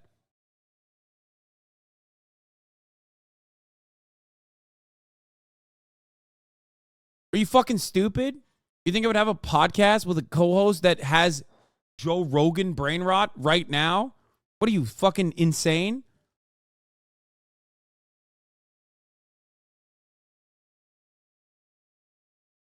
Hasan Bobby throwing a tantrum? Dude, yes. Get him. Fucking, we haven't done this in a while. We haven't purged in a while. I think if you're doing low-level bait, low-effort bait right now, just get fucking clapped. Your head will get cut off. Sorry. We'll pull you out in the fucking public square and execute you summarily, okay? It's been a minute. I haven't done a purge in a long time. Go ahead. Talk about how I ban disagreeers all the time. I don't give a fuck. I'll ban you.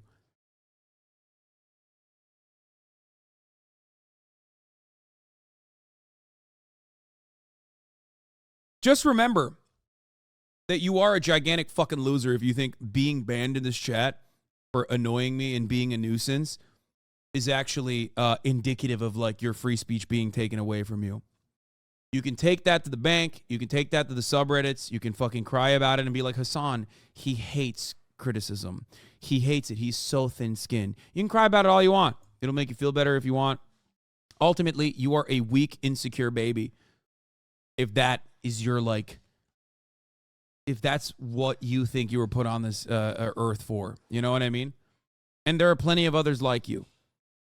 So you'll find plenty of other fucking weirdos, complainers, crying alongside you. A lot of them are fucking losers, okay? Don't be a loser. The only thing that it isn't indicative is your own securities law. Yeah. You're right. A deeply and undesirably insecure man gets fucking professionally shitted on by thousands of people on a daily basis.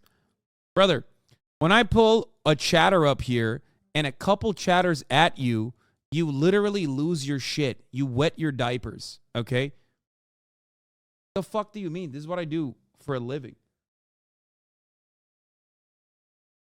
There is not a single person that you know, your favorite content creator doesn't withstand this much criticism on a daily basis. Look at you. Like, you think this is bravery that you're demonstrating. You said, yes, I'm right. You're anonymous online. You're talking shit in a Twitch chat. I'm sorry. Like, none of us are actually breaking new boundaries here, okay? My man said, GG easy, like, we're going to fucking ban him, and he did something super brave. Yes, I'm right.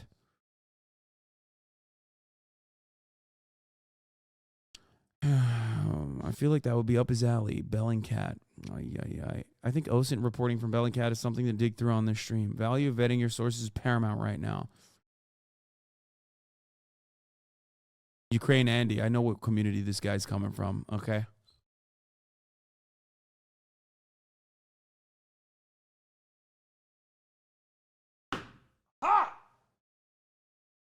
Sorry, I had to kill that fly.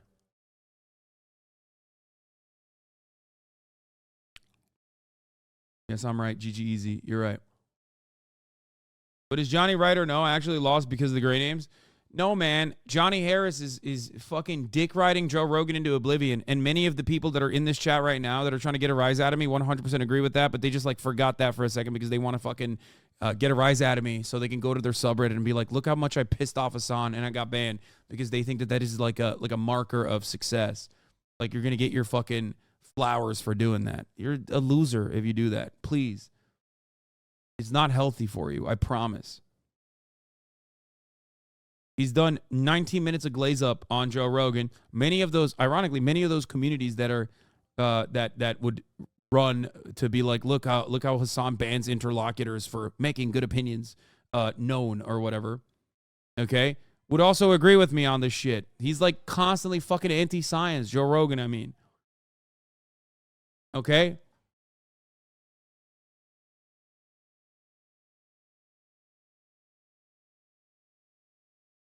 Joe, who espouses the view that lenient immigration and abortion among white women is leading to white genocide in the West, doesn't feel like fruitful, robust dialogue that will open all of our minds and push the boundaries of our discourse. It feels like outraging people with old tribal ideas to get attention. And this is my critique, is like, it feels like sometimes Joe will have these people on because they say and do reprehensible things, not in spite of it. I'm taking the low road. I'm punching them in the face. So that's what you're doing with this outfit?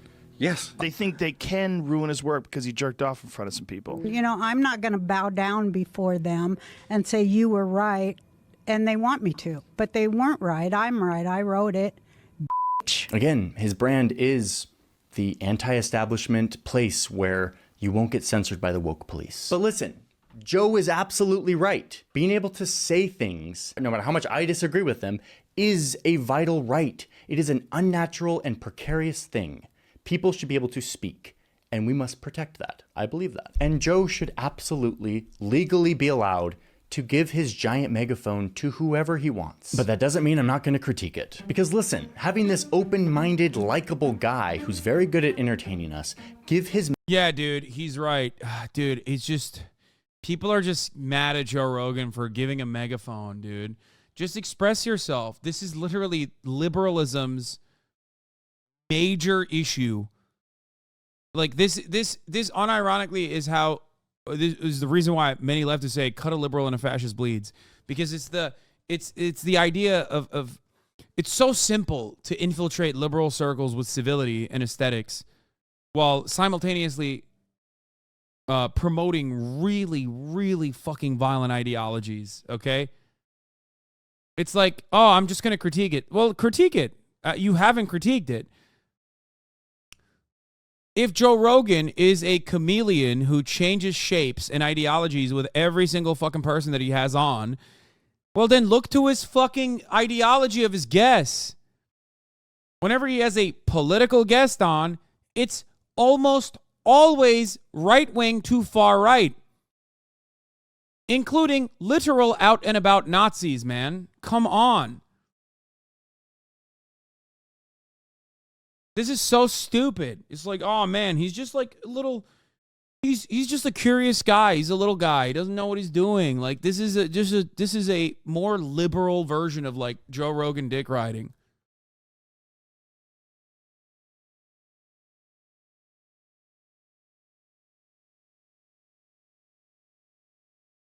It's crazy how this is the same guy who made the "This is how the U.S. stole Iraq" video. I mean, it's not that crazy. I think he's just like very much an online guy. He's got nearly 5 million subs. This is his career. He's just, you know, he's comfortably shaping his like YouTube essayist commentary space.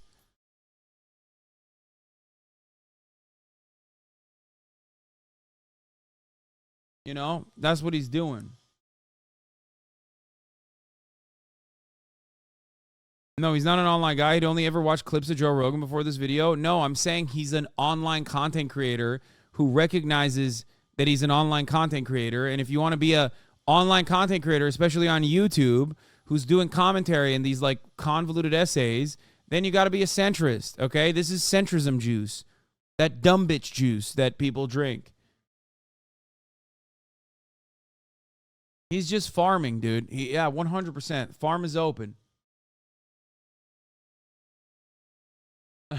Listen, liberal, I have the right to bear ivermectin. Don't you think a gentle approach to criticism is more likely to change people's minds sometimes? Man, what the fuck are we talking about? We're talking about Joe Rogan in 2023. We're not talking about Joe Rogan in 2017. We're not talking about Joe Rogan in 2018. We're talking about Joe Rogan in 2023. What the fuck's going on? What do you mean gentle criticism? Half of his fucking community left him behind because they're like, this guy sucks. I'm one of the people. I'm one of the people that used to be a fucking major fan. While this guy was, you know, doing map porn on fucking Vox, I was a Joe Rogan fan. You know what I mean? Actually, fuck that. While he was a fucking Mormon at BYU, I was a Joe Rogan fan. What the fuck are we talking about here? This dude back then thought he was going to a fucking his own very own planet when he died at Brigham Young University, and I was a fucking Joe Rogan fan back then. So I'm sorry. Maybe I know a little bit more.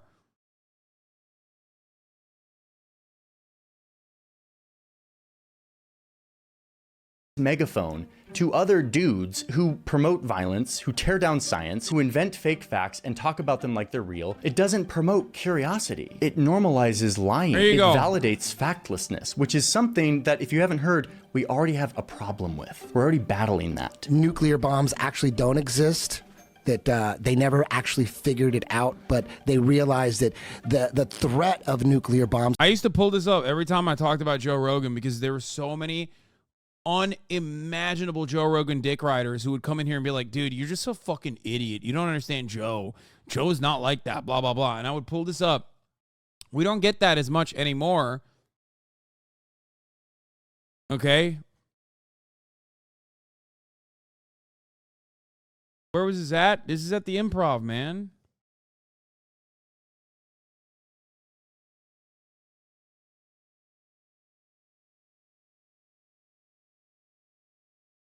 There's an entire, you can tell this photo is ancient because you're wearing a Henley. Yeah, I know. The photo is ancient because I'm wearing a Henley and Joe's wearing this one guy that he used to promote all the fucking time. The person who made these shirts. He used to talk about it on a show all the time.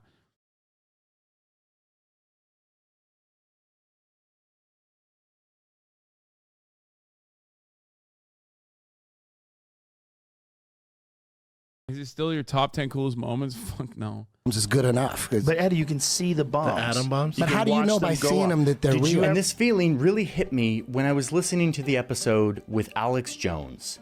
Alex Jones, a man who has created an empire off of promoting lies and warped information so that he can sell health. Bro, these aren't even his worst offenses, man.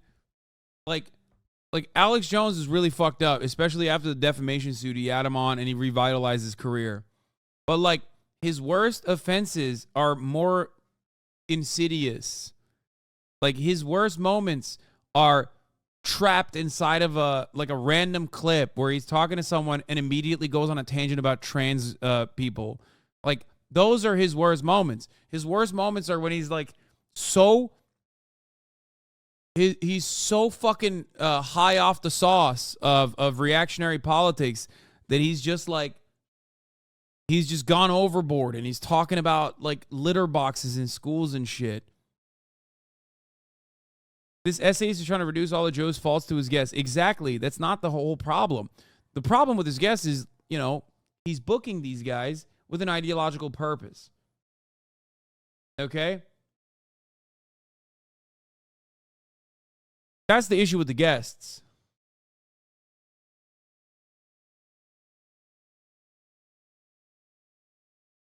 But the biggest issue is stuff that Joe Rogan defends vociferously. Okay? Stuff that Joe Rogan defends vociferously. Oh, supplements. Our fertility is being targeted and it's dropping across the Western world.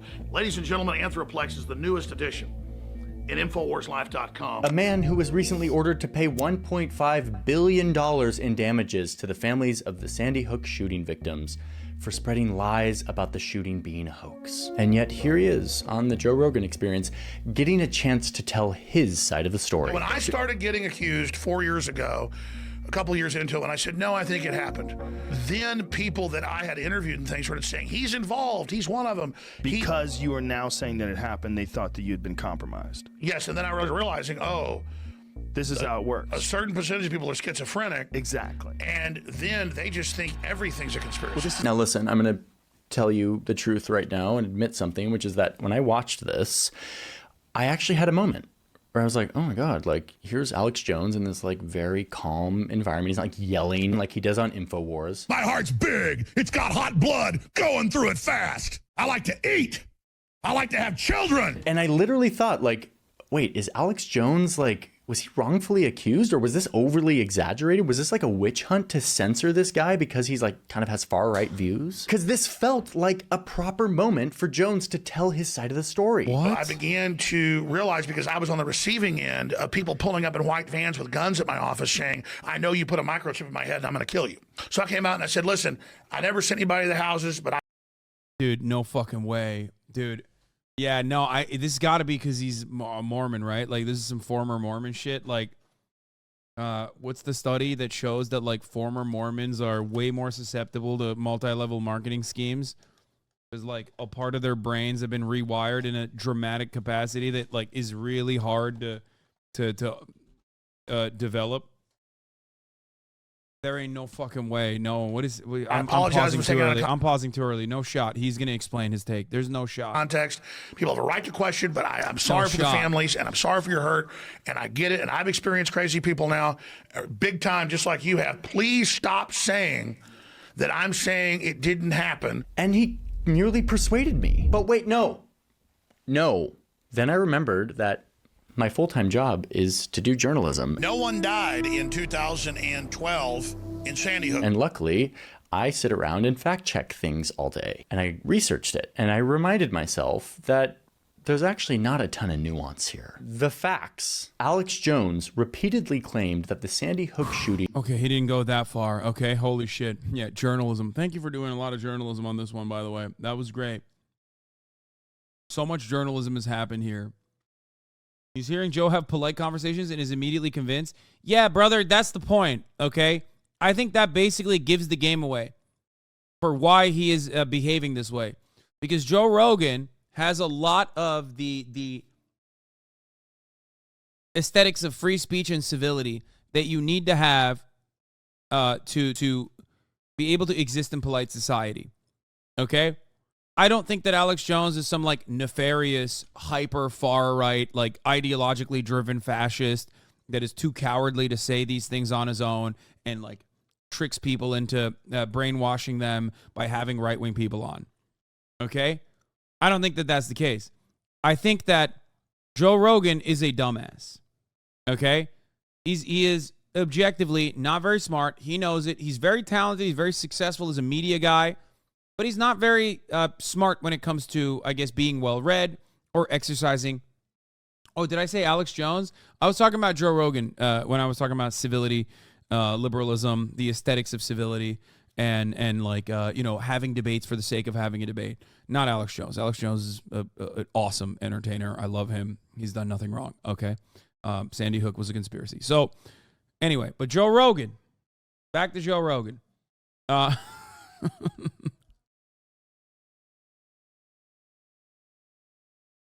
So, Joe Rogan is very good. Don't say that. Yeah, dude, no one is going to fucking sue me for that. What are you, crazy? Obviously, I'm joking. Jesus Christ. I'm being sarcastic. Joe Rogan has the capacity to fool a lot of liberals, or rather, make a lot of liberals feel like he's just like honest to God, kind of a dumb himbo. Everybody likes him. He's just like, he knows not what he says, whatever. And like maybe sometimes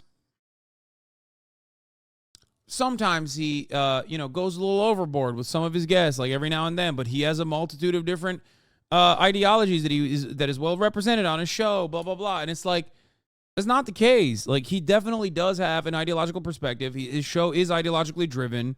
It is right-wing for the most part. It's slanted. He used to be definitely a little bit more interesting. But the reality is that Joe Rogan absolutely is by his own admission, a Ron DeSantis supporter. You know what I mean?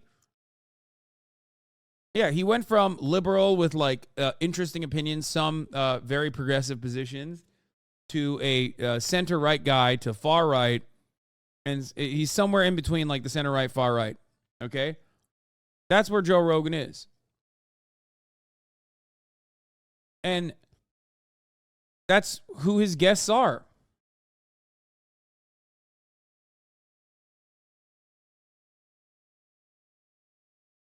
So,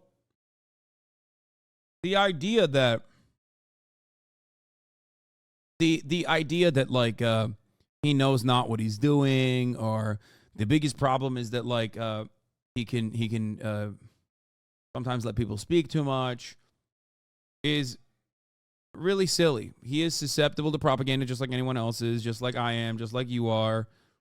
He has eaten the propaganda from the right, hook, line, and sinker, and basically created this this echo chamber of center right to far right figures that are all yes men, whose careers heavily rely on being able to appear on the Joe Rogan Experience. And Johnny Harris, being the liberal that he is, has kind of gotten duped, I guess. If I'm going to look at this and assume that Johnny Harris is sincere with the things that he's saying, and he's not cynically making this centrist-ass video specifically so he can go on the Joe Rogan Experience, then I'm afraid he's naive and he was duped. Okay? If this video is sincere, then Johnny Harris is the most naive motherfucker I've ever met in my entire life, and he is super duper duped by Joe Rogan. But I don't believe that because I think Johnny Harris is much smarter than that. Okay?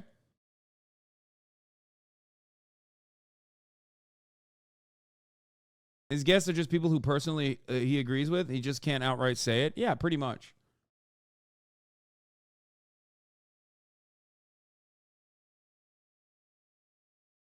That's charitable to offer that possibility. I mean, I think he's glazing. But maybe he's just naive and he like saw a guy who's just trying to simply have ideas or conversations. And he thought maybe he was clip chimped a lot, I guess. And now he's like, well, you know, Joe Rogan is not all that bad.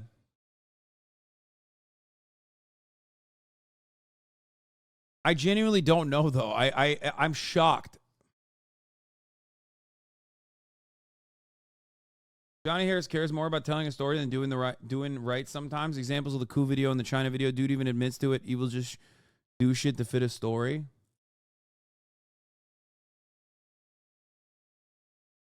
Was a staged event orchestrated by the globalists, the government, to promote gun control. That's why the globalists use children's deaths to go after our guns, because they know it gets to us. He suggested that the grieving parents were crisis actors and that no children had actually died. Early on, I said, well, they had to have killed somebody. I mean, this doesn't make sense. Then parents come out and start laughing and then turn to the camera and cry. These grieving families who had experienced unimaginable horror had to relocate because of the harassment they received, in part due to Jones' peddling of this lie so that it could sell health supplements. These are facts that are available to all of us, okay? And yet, I don't know about you, but if I weren't a full-time journalist who was paid to go down rabbit holes and check facts. Damn, dude, he's such a good full-time journalist. Like, come on, bro. I'm sorry. You can't be fucking glazing up big homie over here for 24 minutes and then be like, I'm a fact-checking full-time journalist. Like, no, man. Let's be real, okay? You're a YouTuber. You're doing YouTuber shit right now. There is nothing more YouTuber shit than, like, literally omitting key details of Joe Rogan's fascinating media career and his ideological shapings that turned into ideological trappings, as a matter of fact, as his career progressed. Can't fucking be like I'm a journalist while simultaneously making a YouTube video that is devoid of like any of the fucking journalism, with the exception of like the peak of the peak where you're like, well, Alex Jones did lose $1 billion defamation suit to the Sandy Hook families. I'm a journalist. I did my journalism. Are you fucking joking? That's the one time you did your journalism? You don't have to be a fucking journalist to know that Alex Jones is a charlatan who absolutely defamed and lied about the Sandy Hook situation and the fucking parents. Why are you making it seem like you want a fucking Pulitzer for pulling that shit up? What the fuck?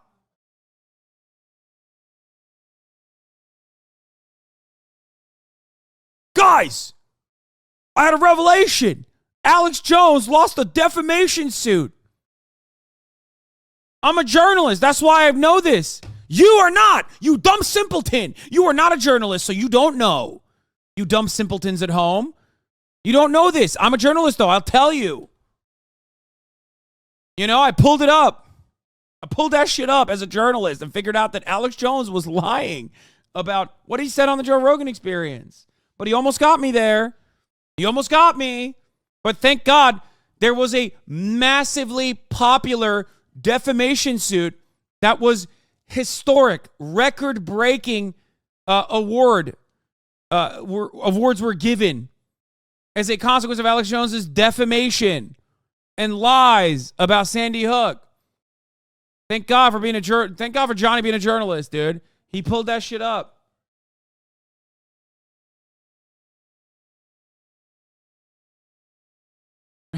Hey, what the fuck? I read the news and watch you. I'm a journalist just like Johnny is. Yeah, just like I am.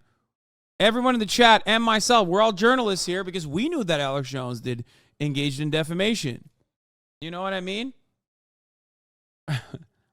Bunch of journalists, all of us, 27,000 journalists in here. Each individual journalist is about to see the top of the hour ad break, unless you're subscribed, okay? Subscribe for more journalism to my journal. Fuck. I'm so disappointed, dude. I fucking make memes about Johnny Harris, but like ultimately, I do like his content. I watch it all the time. This is the single most disappointing. This is more disappointing than his like I expect him. Okay, here's the 3-minute ad break. I don't even care. I gave you a bad segue. Shut the fuck up. I expect him to obviously have pro-American State Department propaganda whenever he talks about American foreign policy, the history of American foreign policy, history of coups, blah, blah, blah. Okay? I expect that. I expect that from everyone. That's not going to immediately make me write someone off, okay? Because I know that not everyone is equipped with the immortal science of Marxist-Leninism or dialectical materialism when they're operating, or historical materialism when they're operating on like historical analysis, okay? I know that. But when I see something like this, it goes beyond the pale. He has officially moved beyond the I'm just a liberal who does have some good videos and makes really good map porn to like, I am very deliberately either demonstrating how naive I am, like laughably naive, okay? Or I am absolutely grifting here to fucking get on the Joe Rogan Experience.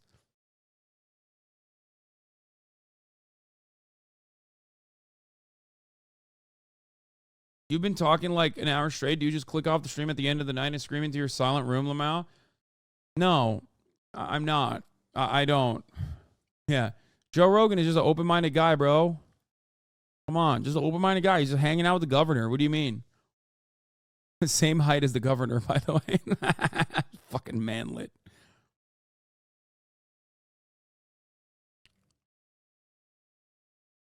For real, he's trying to lead Joe Rogan fans away from his platform by slowly introducing his wrongs into a final thesis. Yeah, there's nothing more YouTuber than growing your channel to a visible size and starting to glaze Joe Rogan with the hopes to get invited on. Exactly.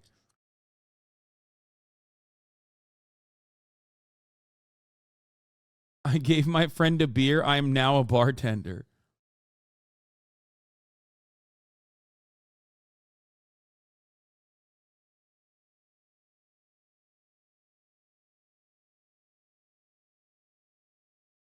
Talking about Joe as a journalist, saying that he should have made research before having someone on like Alex. My friend, are you crazy? Joe Rogan has known Alex Jones for longer than he's known most people, okay? He's been a fan of Alex Jones, just like I have been a fan of Alex Jones. Joe Rogan has known about Alex Jones since the fucking public access days, where Alex Jones was a relatively well-known but still hyper-niche conspiracy theorist that was also prominently featured on A Scanner Darkly, for example, like numerous movies. Because Alex Jones, for all of his faults, is a brilliant entertainer. Alex Jones is a charlatan. Alex Jones is a dangerous man. But he is 100% an incredible entertainer, okay? He is. I've said this many times over. Yeah, he was in a lot of Richard Linklater movies.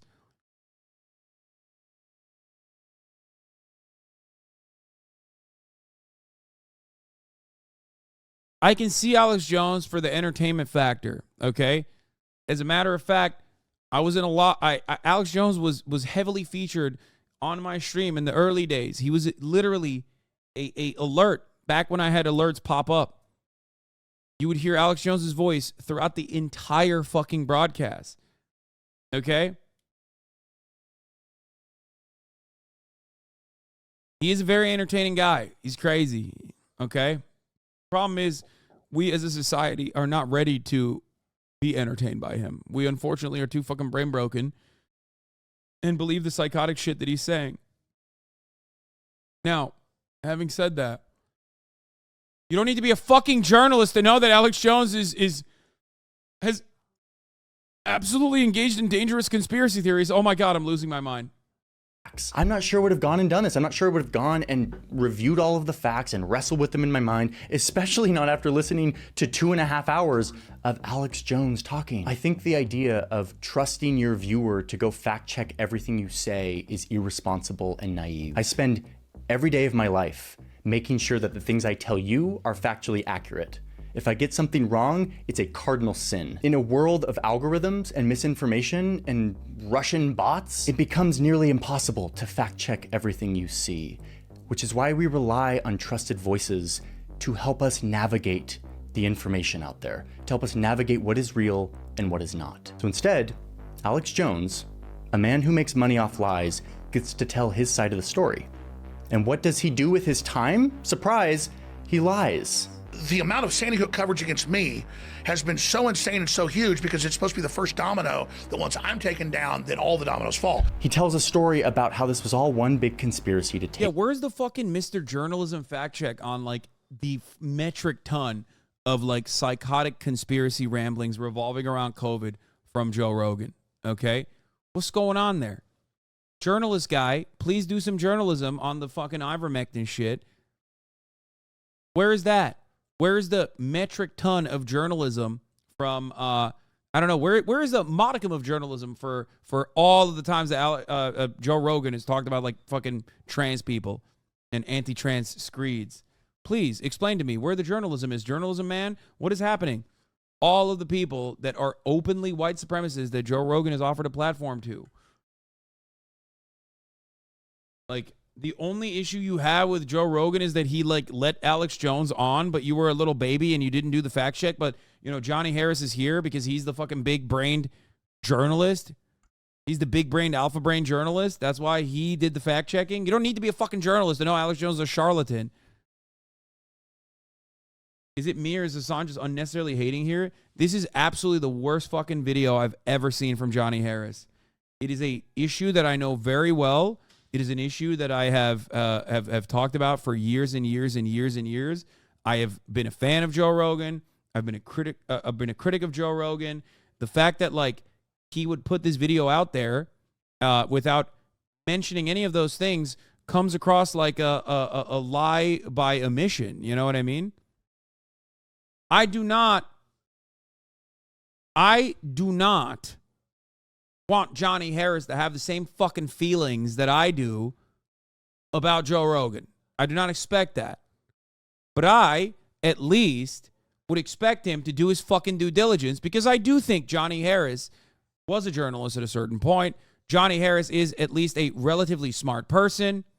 It's just like shocking to me that he would write this, and it makes me feel like he only wrote this either A, because he is the most naive person and he just like watched too much Joe Rogan until he gaslit himself into believing that Joe Rogan is this like honest actor who is just, who contains multitudes, or because he's just grifting his way into more YouTube mainstream prominence. And you can't do that without clearing the Joe Rogan hurdle. You gotta pay the big dogs their respect. And Joe Rogan is still a big dog in the field. Okay. He wants to go on the show maybe. He even mentioned Milo Yiannopoulos by name, but didn't say he was a guest on JRE. Yeah, like, what the fuck is going on? Take him down. Now, of course, there is more nuance to this conversation as usual. Rogan does push back a few times. I don't think Steven Crowder talked about you on his channel. I edited and put it on YouTube for you. This is a poop sock. I'm not watching this. This is literally a fucking poop sock from 2021. Okay? You just changed this poop sock. You just changed the title of the poop sock to Steven Crowder responds to Hasan Piker. It's from 14th of April, 2021. Okay, I'm going to preemptively give you a 1 hour ban. Take 1 hour off. I think the majority of them are angry because the narrative has been that you're sending people to these Sandy Hook families' homes. But I guess I'm wondering why. Why is this the person that you want on your show, Joe? You're a curious, open-minded guy, and you've decided that this guy's voice is who deserves your megaphone to 11 million people. And this doesn't even get to the other hours that Jones has on Rogan's show, where he outlines his theories on genetics and race. Native Americans, you can mind control really fast. Why is that? Well, it's like Vietnam. So Asians are about the most fearless killers there are. You're like, Native Americans, they're the best out there. They can do Native Americans are the easiest to do mind reading to because, they're like one unit. And the Asians, it's just like so crazy. Yeah, bro. Listen, brother, Joe's going to watch this video and go, Alex Jones, I've known him for 20 years. Fuck you. Who are you? You seem like a liberal and gay, probably. I'm not having you on the show. Sorry, Johnny. crazy. Oh, and this clip has less nuance. Like, if you listen to the whole thing, you're actually just watching Alex Jones talking You're gonna be like, what the fuck is this gay libtard saying about me? Alex Jones, I've known him for 20 years. He's a good man. Fuck you. nonstop about totally bullshit theories on race and genetics. And Joe is just sitting there nodding his head. Native Americans are gung-ho and they're tough and they're ready to fight. And I'm part Native American, only like 6% Comanche, and Texas. And just that little bit makes me wild. No, they're not breaking any laws. This is their right. But what the f***? This isn't exploring both sides. You could literally cut this entire conversation about Joe Rogan. Not just Alex Jones, but about the things that Joe Rogan truly firmly believes and will advocate for. What the fuck? You could cut this video about every single right-wing guest that Joe Rogan has had on. It shouldn't take for the most famous conspiracy theorist, who is literally a defamation trial loser, for you to go, wow, I can't believe Joe Rogan is like not doing both sides here. It's really fucked up, kind of damaging. Also, you can't unpack criticisms that you have for Joe Rogan by hiding them under criticisms of Alex Jones. That's what he's doing, by the way. That's what this cowardly man is doing. You can say all of this about Joe Rogan. He doesn't want to say it about Joe Rogan. He doesn't want to say about Matt Walsh either, which is another person that Joe Rogan had on. Okay? Yeah, he ain't trying to go on Alex Jones' show, so he's like, Joe Rogan is great. I love him. He's curious. He's intellectually honest. He just wants to have a good conversation. But this Alex Jones guy, guys, I'm a journalist. I found out that Alex Jones lost a defamation suit because of his harassment campaign against the families of Sandy Hook victims. Did you guys know that? Thank God that I'm a big journalist who uncovered this deep truth that Joe Rogan somehow did not have access to. Joe Rogan, quite irresponsible, sir. Please think clearly next time you make such a decision. I mean, wow. This isn't nuanced conversation. This is pretend information framed as rigorous discussion, echoing ideas and thought processes that have been used for centuries to divide and demean people. This isn't balanced conversation. It's faulty logic and factlessness disguised as discourse. I have no respect for it. And listen, Joe Rogan wouldn't disagree with me fully on this. He knows that putting people on his show helps them, helps their ideas. When you were paused at 11, I thought you were being a little unfair. Now I'm pissed too. There is no way you come out of this video, if you know what I know about Joe Rogan, if you know what I know about this space, even a little bit of this, okay? If you've watched actual Joe Rogan podcasts, okay, whether on this stream or whether on your own, and you watch this video, there is 0% chance you're going to come out of this going, yeah, that's right. This Johnny Harris guy, he's doing a really good job with these critiques. There's no fucking way. This is like a reverse Sunny V2 video or a Sunny V2 video on Joe Rogan. Ideas. And by the way, I'm not a Trump supporter in any way, shape, or form. I've had the opportunity to have him on my show more than once. I've said no every time. I don't want to help him. This isn't the public square. This isn't a personal conversation between friends sharing ideas. This is a powerful man who commands the attention of millions of people. He has decisions on who he gives his megaphone to and who he does not, and what facts he decides to challenge and which he does not. Okay, wait, but I'm not done. There's nuance to my critique, which is that sometimes letting people with ideas that I find reprehensible talk is actually really good. Most of Joe Rogan's guests are not Alex Jones. They're honestly... Wait, these are the reprehensible people that he had on? Edward fucking Snowden? Is actually really good. Most of Joe Rogan's guests are not Alex Jones. They're honestly interesting, stimulating conversations with a lot of really interesting people. I'm kidding. And even the ones I disagree with, there is so much value in letting them talk. Like, I listened to this 2-hour conversation with Candace Owens, a political pundit who I deeply disagree with. I mean, she's called Trump the savior of Western civilization. She's called Black Lives Matter a bunch of whiny toddlers pretending to be oppressed for attention. I deeply disagree with this. These are, again, like purely aesthetic disagreements. Candace Owens is a white supremacist. Candace Owens cut a fucking documentary. You're a journalist, Johnny. Your disagreements on Candace Owens shouldn't just be because she said BLM is a bunch of toddlers.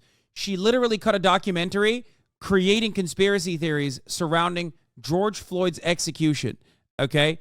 She lied, made a documentary on the motherfucking Daily Wire dime,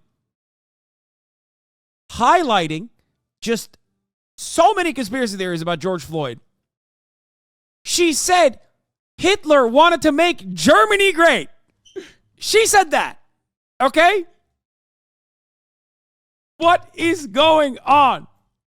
This woman. After listening to the show with Candace Owens, I still deeply disagree with Candace Owens. In fact, I found more reasons to reject her approach to politics and facts. Yeah, I really needed to hear Candace Owens on the Joe Rogan Experience for like an unfiltered 2-hour conversation for me to be like, you know, I'm glad I came out of that disagreeing with her even further. What are you saying? Candace Owens and Alex Jones are no different than one another. The only difference is Candace Owens hasn't lost a $1 billion defamation suit. Is that all you need? Mr. Journalist Man? What are you saying? What is happening? No, what is actually happening? Like, so it's fine when Joe Rogan has Alex... Oh, it's not fine when Joe Rogan has Alex Jones on. But like Candace Owens, you know, this just simple disagreement I have with her. What is happening? You just said it earlier. There is no difference between Candace Owens and Alex Jones, okay? The only difference is Candace Owens' conspiracy theories, unfortunately, are more acceptable than Alex Jones' conspiracy theories that take it way too fucking far. What are you saying? What is the nuance there? And by the way, I'm not even saying don't have Candace Owens on. Don't talk to Candace Owens. But if you're going to fucking talk to Candace Owens, you better come with all of the facts. Just like you said about the Alex Jones thing. Okay? So let's say we all agree that global warming is real. I don't believe it's real. Okay, so I can't sit here. But here's the question. But why have a belief? What do you mean? Why have a belief as to whether or not global warming is real or not real? Because I just find that when things you don't understand the science. You are correct. But crucially, suddenly what I couldn't do was hate her like was so easy before. It's really hard to hate someone when you listen to them speak. I received some voicemail messages from about 4 kids, and that, like, you know, the language was pretty strong. Nah, I'm done. Liberalism is over. Honestly, fucking J.D. Pond, permanent first world genocide. I think that China is overtaking, and fuck it, I'm going to die in the process, but it's okay. You know what I mean? I'm tapped out. This is peak liberalism, okay? It's over. It's done. There is no value to the fucking discourse. There is no value to the ideas that are represented. There's no critical thinking. It's just, is the interlocutor maintaining a fucking semblance of civility and humanity? These people will let you do anything. They will be on board with anything. I've never, oh my God, I'm losing it. It's quite literally, let me tell you something. This is straight up the thing that a lot of people say about Donald Trump. If Donald Trump was like more palatable, okay, more aesthetically pleasing, he would be the most popular president of all time, okay? Like if Donald Trump was able to do Donald Trump shit, but wasn't like a charlatan who just kept saying Mexicans are rapists, everyone would be like, what's the problem? I don't get it. He's defending the country's borders from foreign invasions. Hello? It's done. It's done. It's so done. It's so over. We are so fucking doomed, dude. This is what liberalism has brought us, okay? It's literally like, it's fine. As long as you're doing it, you can do fascism as long as you're doing it with a fucking smile, and I will see your humanity, and I will say to myself, look at how open-minded I am, that I'm allowing you to say things I disagree with. Not Alex Jones, though. Not Alex Jones, because he took it too far. He lost a defamation suit. I'm a journalist. I know that he lost a defamation suit against the Sandy Hook parents. I only know that because I'm a journalist. I'm not so much of a journalist that I like investigated the background of Candace Owens to figure out if she had done similar things to Alex Jones. Because, like, her conspiracy theories that they revolve around Black Lives Matter, they revolve around George Floyd. So, you know, that's like, it's just fine. That's fine. It's okay. I'm a journalist. Fuck. Strong. It was like, we're going to tar and feather your family.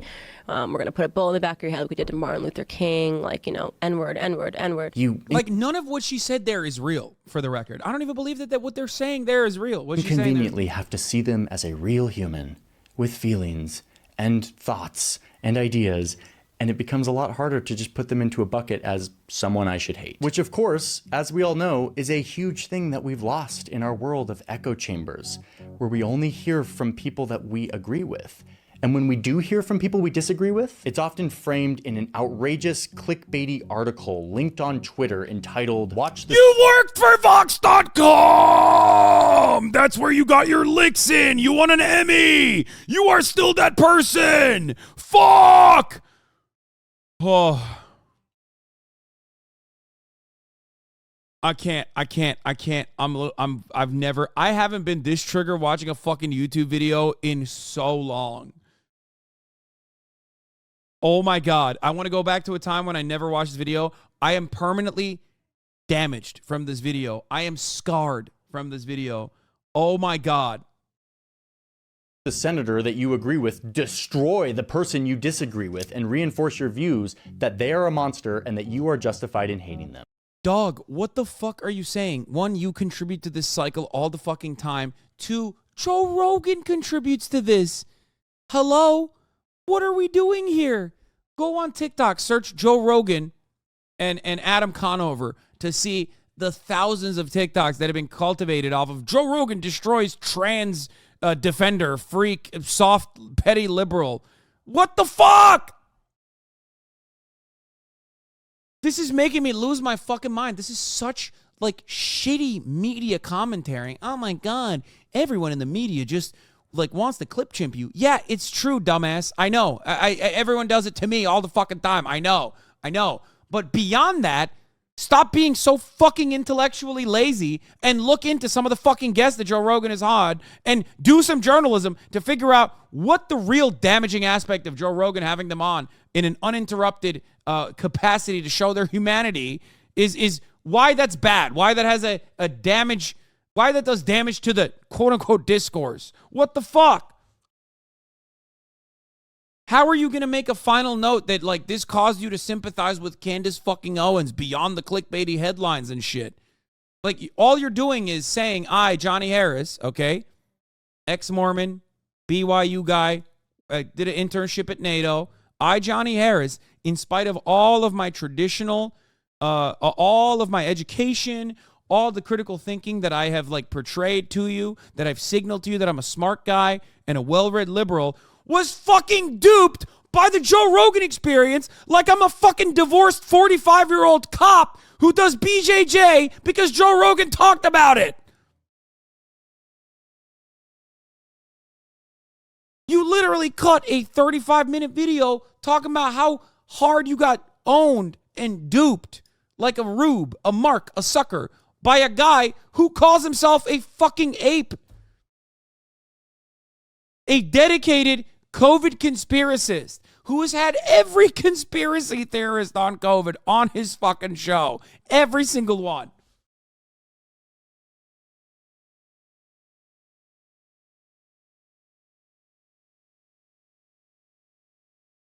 Every single JRE in 2021 had COVID misinformation and anti-trans discussions. Every single one. Yeah.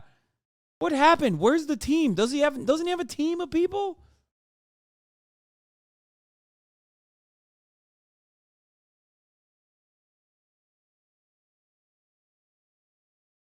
This is how libs midwife fascism. They fight it only in a hypocritical and insincere way. They cannot see these monsters as enemies without exaggerated form. Okay, but liberals are now into COVID conspiracy theories. Now look at Matt Iglesias and Nate Silver. I don't look at them because they're fucking gross, okay? Don't ever tell me to look at Matt Iglesias and Nate Silver.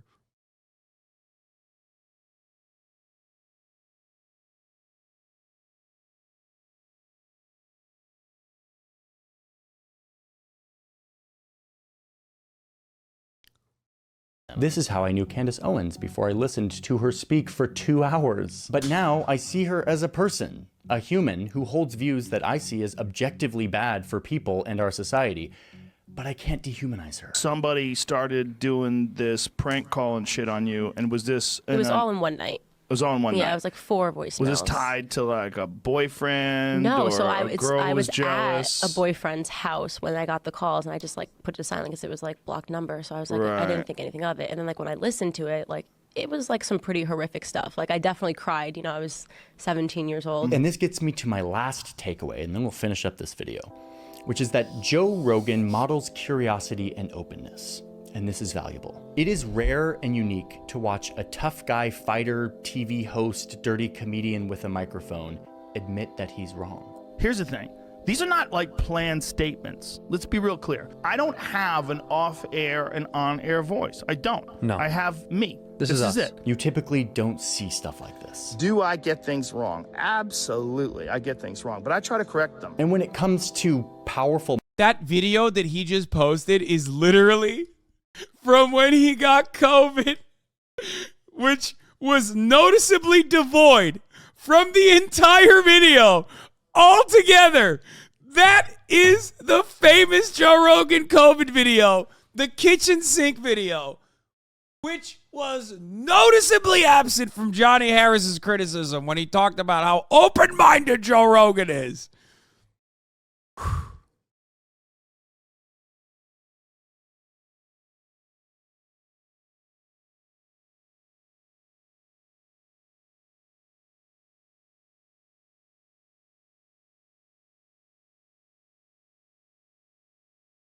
I'm dying.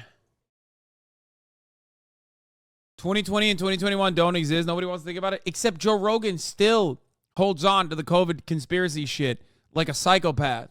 Most people don't want to think about COVID. Joe Rogan still does. Still brings it up. This is actually the worst Johnny Harris video I've ever watched in my entire life.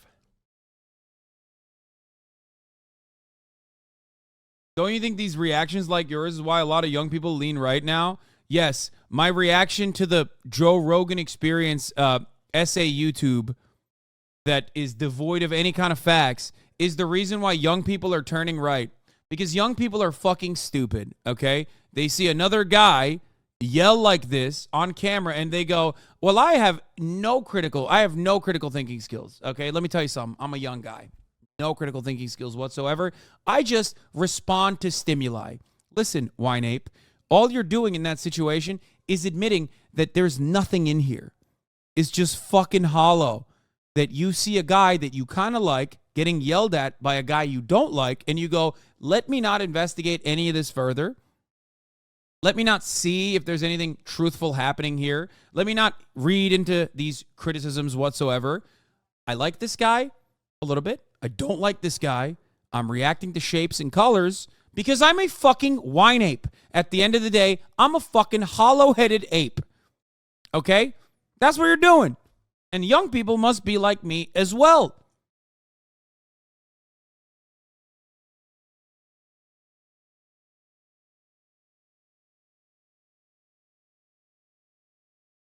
Joe Rogan is the exact opposite of a model of curiosity and openness. Thank you. Exactly. He kept going down a path towards closed-mindedness. The old Joe Rogan was actually curious. And he was actually open-minded. Okay? You yelled at a YouTuber. Now I'm mad at minorities. Now I hate minorities. You yelled about some YouTuber.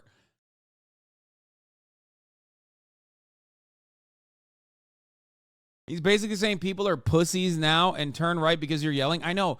I've heard this so many times. Listen, folks, be more courageous with your ideology. You don't have to constantly be like, I became a racist because people were yelling online. I became a racist because people were too soy. Just say you're a fucking racist with your chest, okay? You don't have to do this. You pushed me into the right bullshit. This isn't fucking 2015 anymore, okay?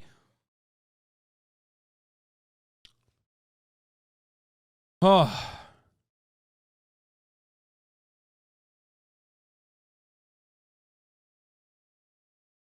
I hate this so much. It's like, you're pushing me into the right. It's like, do you see what's going on that other side? Really? Like, you have no backbone. You have no moral compass whatsoever. Like, why are you admitting that willingly? Why do you come in here and admit that willingly, where you're like, I am a fucking hollowed out, skulled dumbass who has no moral compass, no backbone, no critical thinking skills whatsoever, and I'm just responding to stimuli left and right. And now your anger, your emotion at how silly this fucking YouTube video is from a guy who you have like respect for, okay? Covering a subject matter that you know a lot about, that he's doing in such a bad job, that he's doing in such a silly way that it makes you feel like maybe there's something else going on behind the scenes. That has made me really fall into the arms of right-wingers, okay?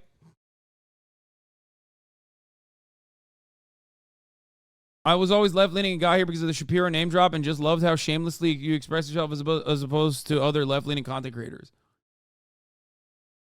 He got nothing. He just said that and dipped out. Wait, do you feel the same way about Tim Dillon? To be fair, every other media outlet had COVID disinformation. At least Tim Dillon's fucking funny. You know what I mean? Joe Rogan has lost the plot. He's not even funny. Tim Dillon has his fucking moments.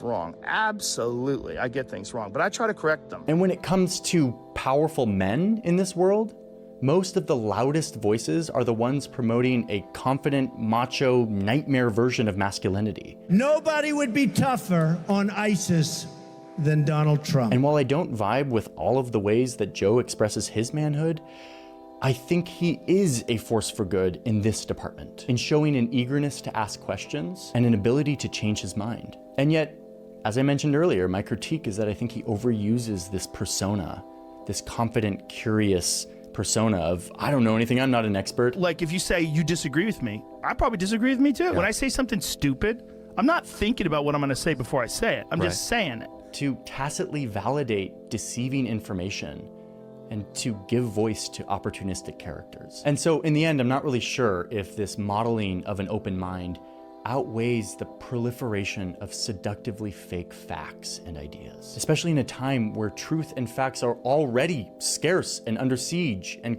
bro, Joe Rogan is the biggest peddler of misinformation. What the fuck are you talking about? Like, what are we doing here? What is happening? Like, you did a fucking 31-minute blowjob on fucking Joseph Robinette Rogan. And, like, your final message is, like, Joe Rogan is a beacon of prosperity at a time when, like, fucking truth is under attack. Like, what's happening? Democracy dies in the darkness. That's why, thank God for Joe Rogan. Like, he's having the tough arguments that nobody else is having. Like, what's happening here? How is it any different than any number of intellectual dark web cutouts that have come and gone?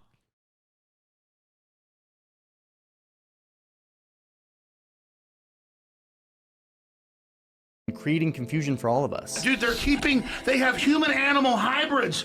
There's the freaking, I have been there when people that work for the Pentagon say that we go to the laboratory and we meet with the ambassador. We have to take higher and higher dosages to meet with them. They're giving. You know what's funny about this? Johnny Harris also believes in the COVID lab leak. So maybe him and Alex, not that far removed, you know? Maybe you should reconsider your opinion on Alex Jones.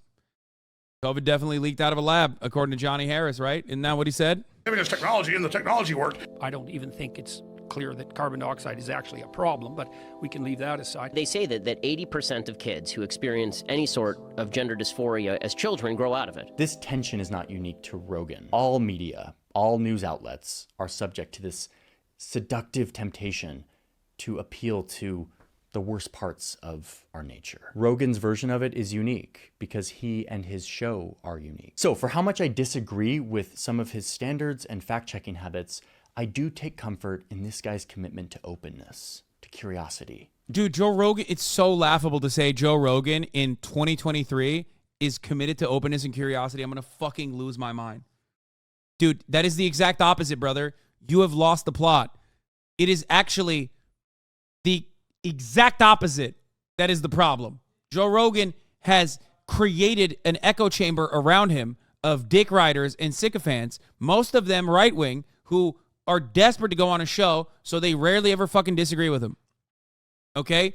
That is not a commitment to openness. If he was committed to being open and hearing a diverse body of information, a diversity of opinion, he would have people that genuinely disagree with him.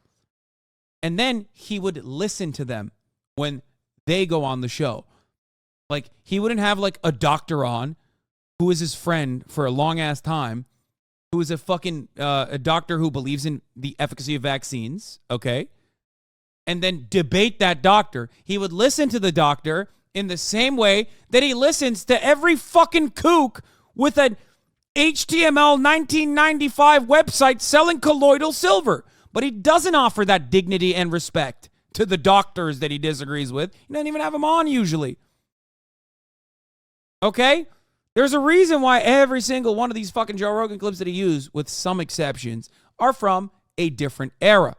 They are from the pre-Austin Joe Rogan era. They are mostly pre-COVID. Okay? This is not a very well-crafted narrative.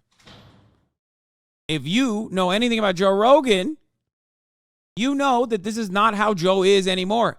There was a time and place when Joe Rogan did demonstrate a commitment to having a unique variety of diverse opinions represented on a show, that he would just sit there and go, oh, yeah. And that certainly had issues, okay? That certainly had issues because there was a lot of right-wingers who came in and did some fuck shit on there, okay? That Joe Rogan is gone. There is no commitment to openness.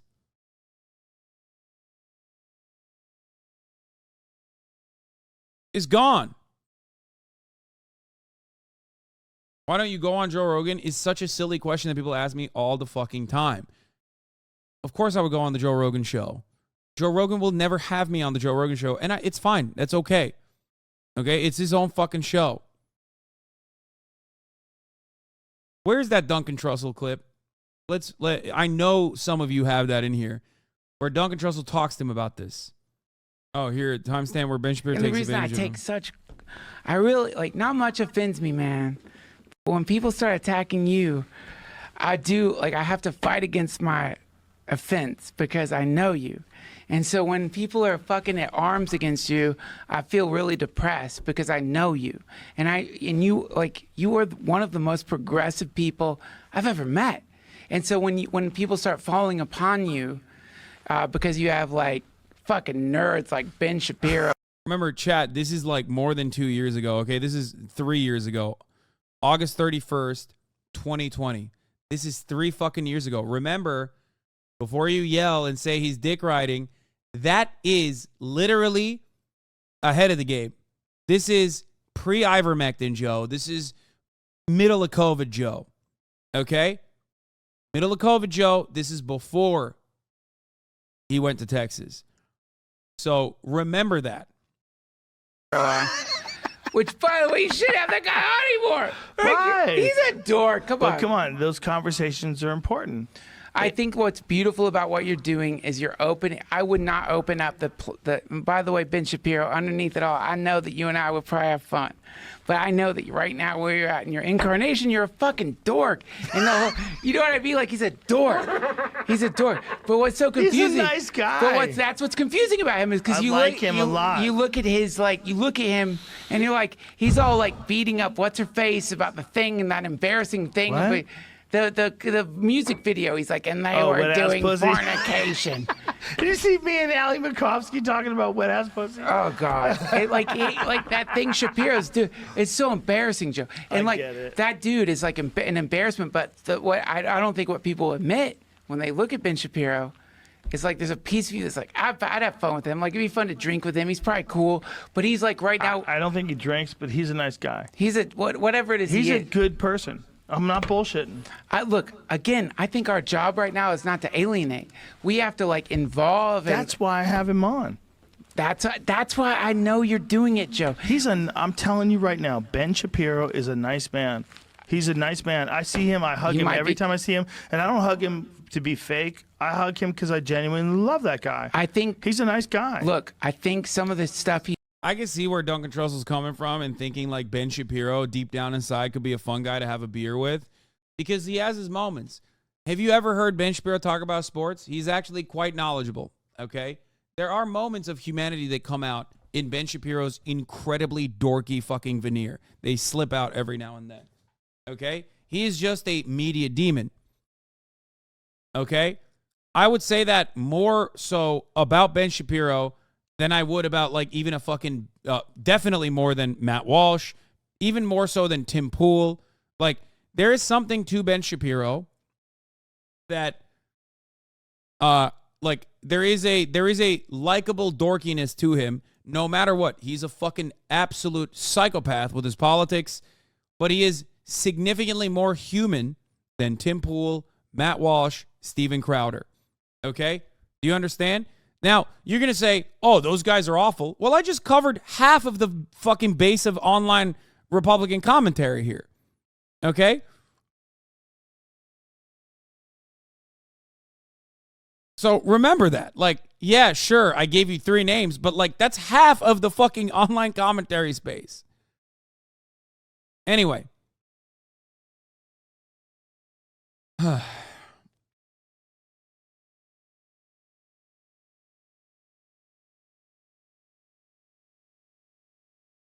Whereas, yeah, libs will listen to Ben because he checks those civility boxes you mentioned. The other guys do too in certain ways. Don't worry.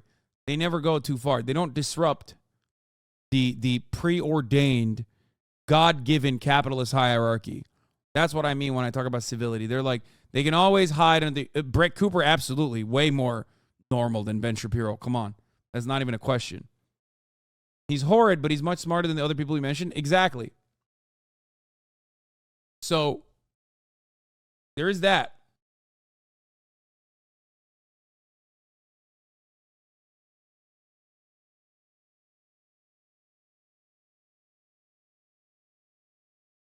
Having said that, however, he's still awful. Ben Shapiro is. Anyway, let's continue with he's what Duncan is propagating saying. and his like philosophies is like legitimately deranged. Bro, he's wearing an outfit. It's a costume. He's got, I mean, Ben Shapiro could never take off the yarmulke, shave his head, tattoo his chest with an eagle, right. Wear a bikini. He's got an outfit. Only a man in a mansion can speculate on capitalism. I mean, you can do it too. I think that the problem is you've been so fucking laser focused on defending capitalism that you come to the one guy who you've heard speculate on it, and you choose to give me money to fucking criticize me for having a mansion. It's like, okay. You know, there's a million guys out there that live in much larger mansions that are defending capitalism. Go love them then, you know, instead of coming here and shitting. I have a car too. I just want but it's not his fault. I'm telling you, we all come from a different spot. If life is a race, it's not like everybody's on the same starting line. Like, people are on starting lines that are like a mile behind yours. They're so far away. They're all different. And here's the thing. Even if people are wrong about many things, or even, I'll explain this better. Even if you disagree with the way people feel about so many different things, it doesn't mean you can't be their friend. It doesn't. And I'm telling you, we got it wrong, that's so man. sweet. Here's what's important. What's important is whoever that person is, they got to be sincere. Now, as soon as you feel like someone's a grifter, you got to cast them out. Right. You got to cast them That's out cool. because they got to figure that out on their own, and they got to apologize. That's cool, man. Listen, you can be wrong, but you have to be honest. And if you're just bullshitting, then I can't hang out with you. Dude, hey, let me ask you. Ben Shapiro's not bullshitting.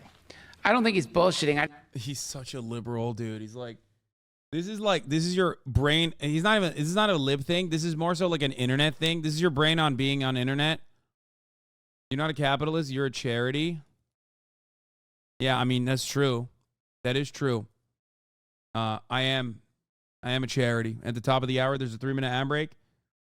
And other people that give charitable donations to others in the form of a gift sub will then no longer, it will help others to no longer see the ads at the top of the hour. Here's a 3-minute ad break now.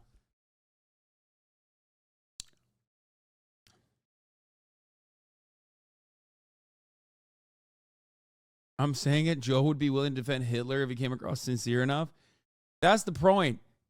On the internet, the simple appearance, the simple appearance of hypocrisy, if no such hypocrisy exists, makes you worse than a bad guy who is openly a bad guy. Okay? That's why I'm willing to bet there's plenty of people in the Joe Rogan fandom who don't even agree with Ben Shapiro, but like Ben Shapiro more than they fucking despise me because they think in their minds I'm hypocritical because socialism means poor. Okay? Do you get it? It's like socialism means poor. This guy's not poor, but he says he's socialist. That's grifting. That's way worse than a guy who's open about being a bad guy, having bad opinions, genuinely living out those values. Talked about this before. No matter what you do, if you advocate for things that other people have declared progressive or good, even if they personally disagree with those things, they're like, oh, you have to abide by a standard that I place on you. Not a standard that you placed upon yourself, but a standard that I believe and others like me believe that you should be living. You should be living an ascetic lifestyle. Because socialism is a poverty cult. I think that socialism is a poverty cult. That's what I believe. You know what I mean? So that's why you're a hypocrite. Anyway, yes, infinite tolerance leads to the extinction of tolerance itself. Lazy Gains Gaming and Not Christian F, thank you for the 5. Get the subs.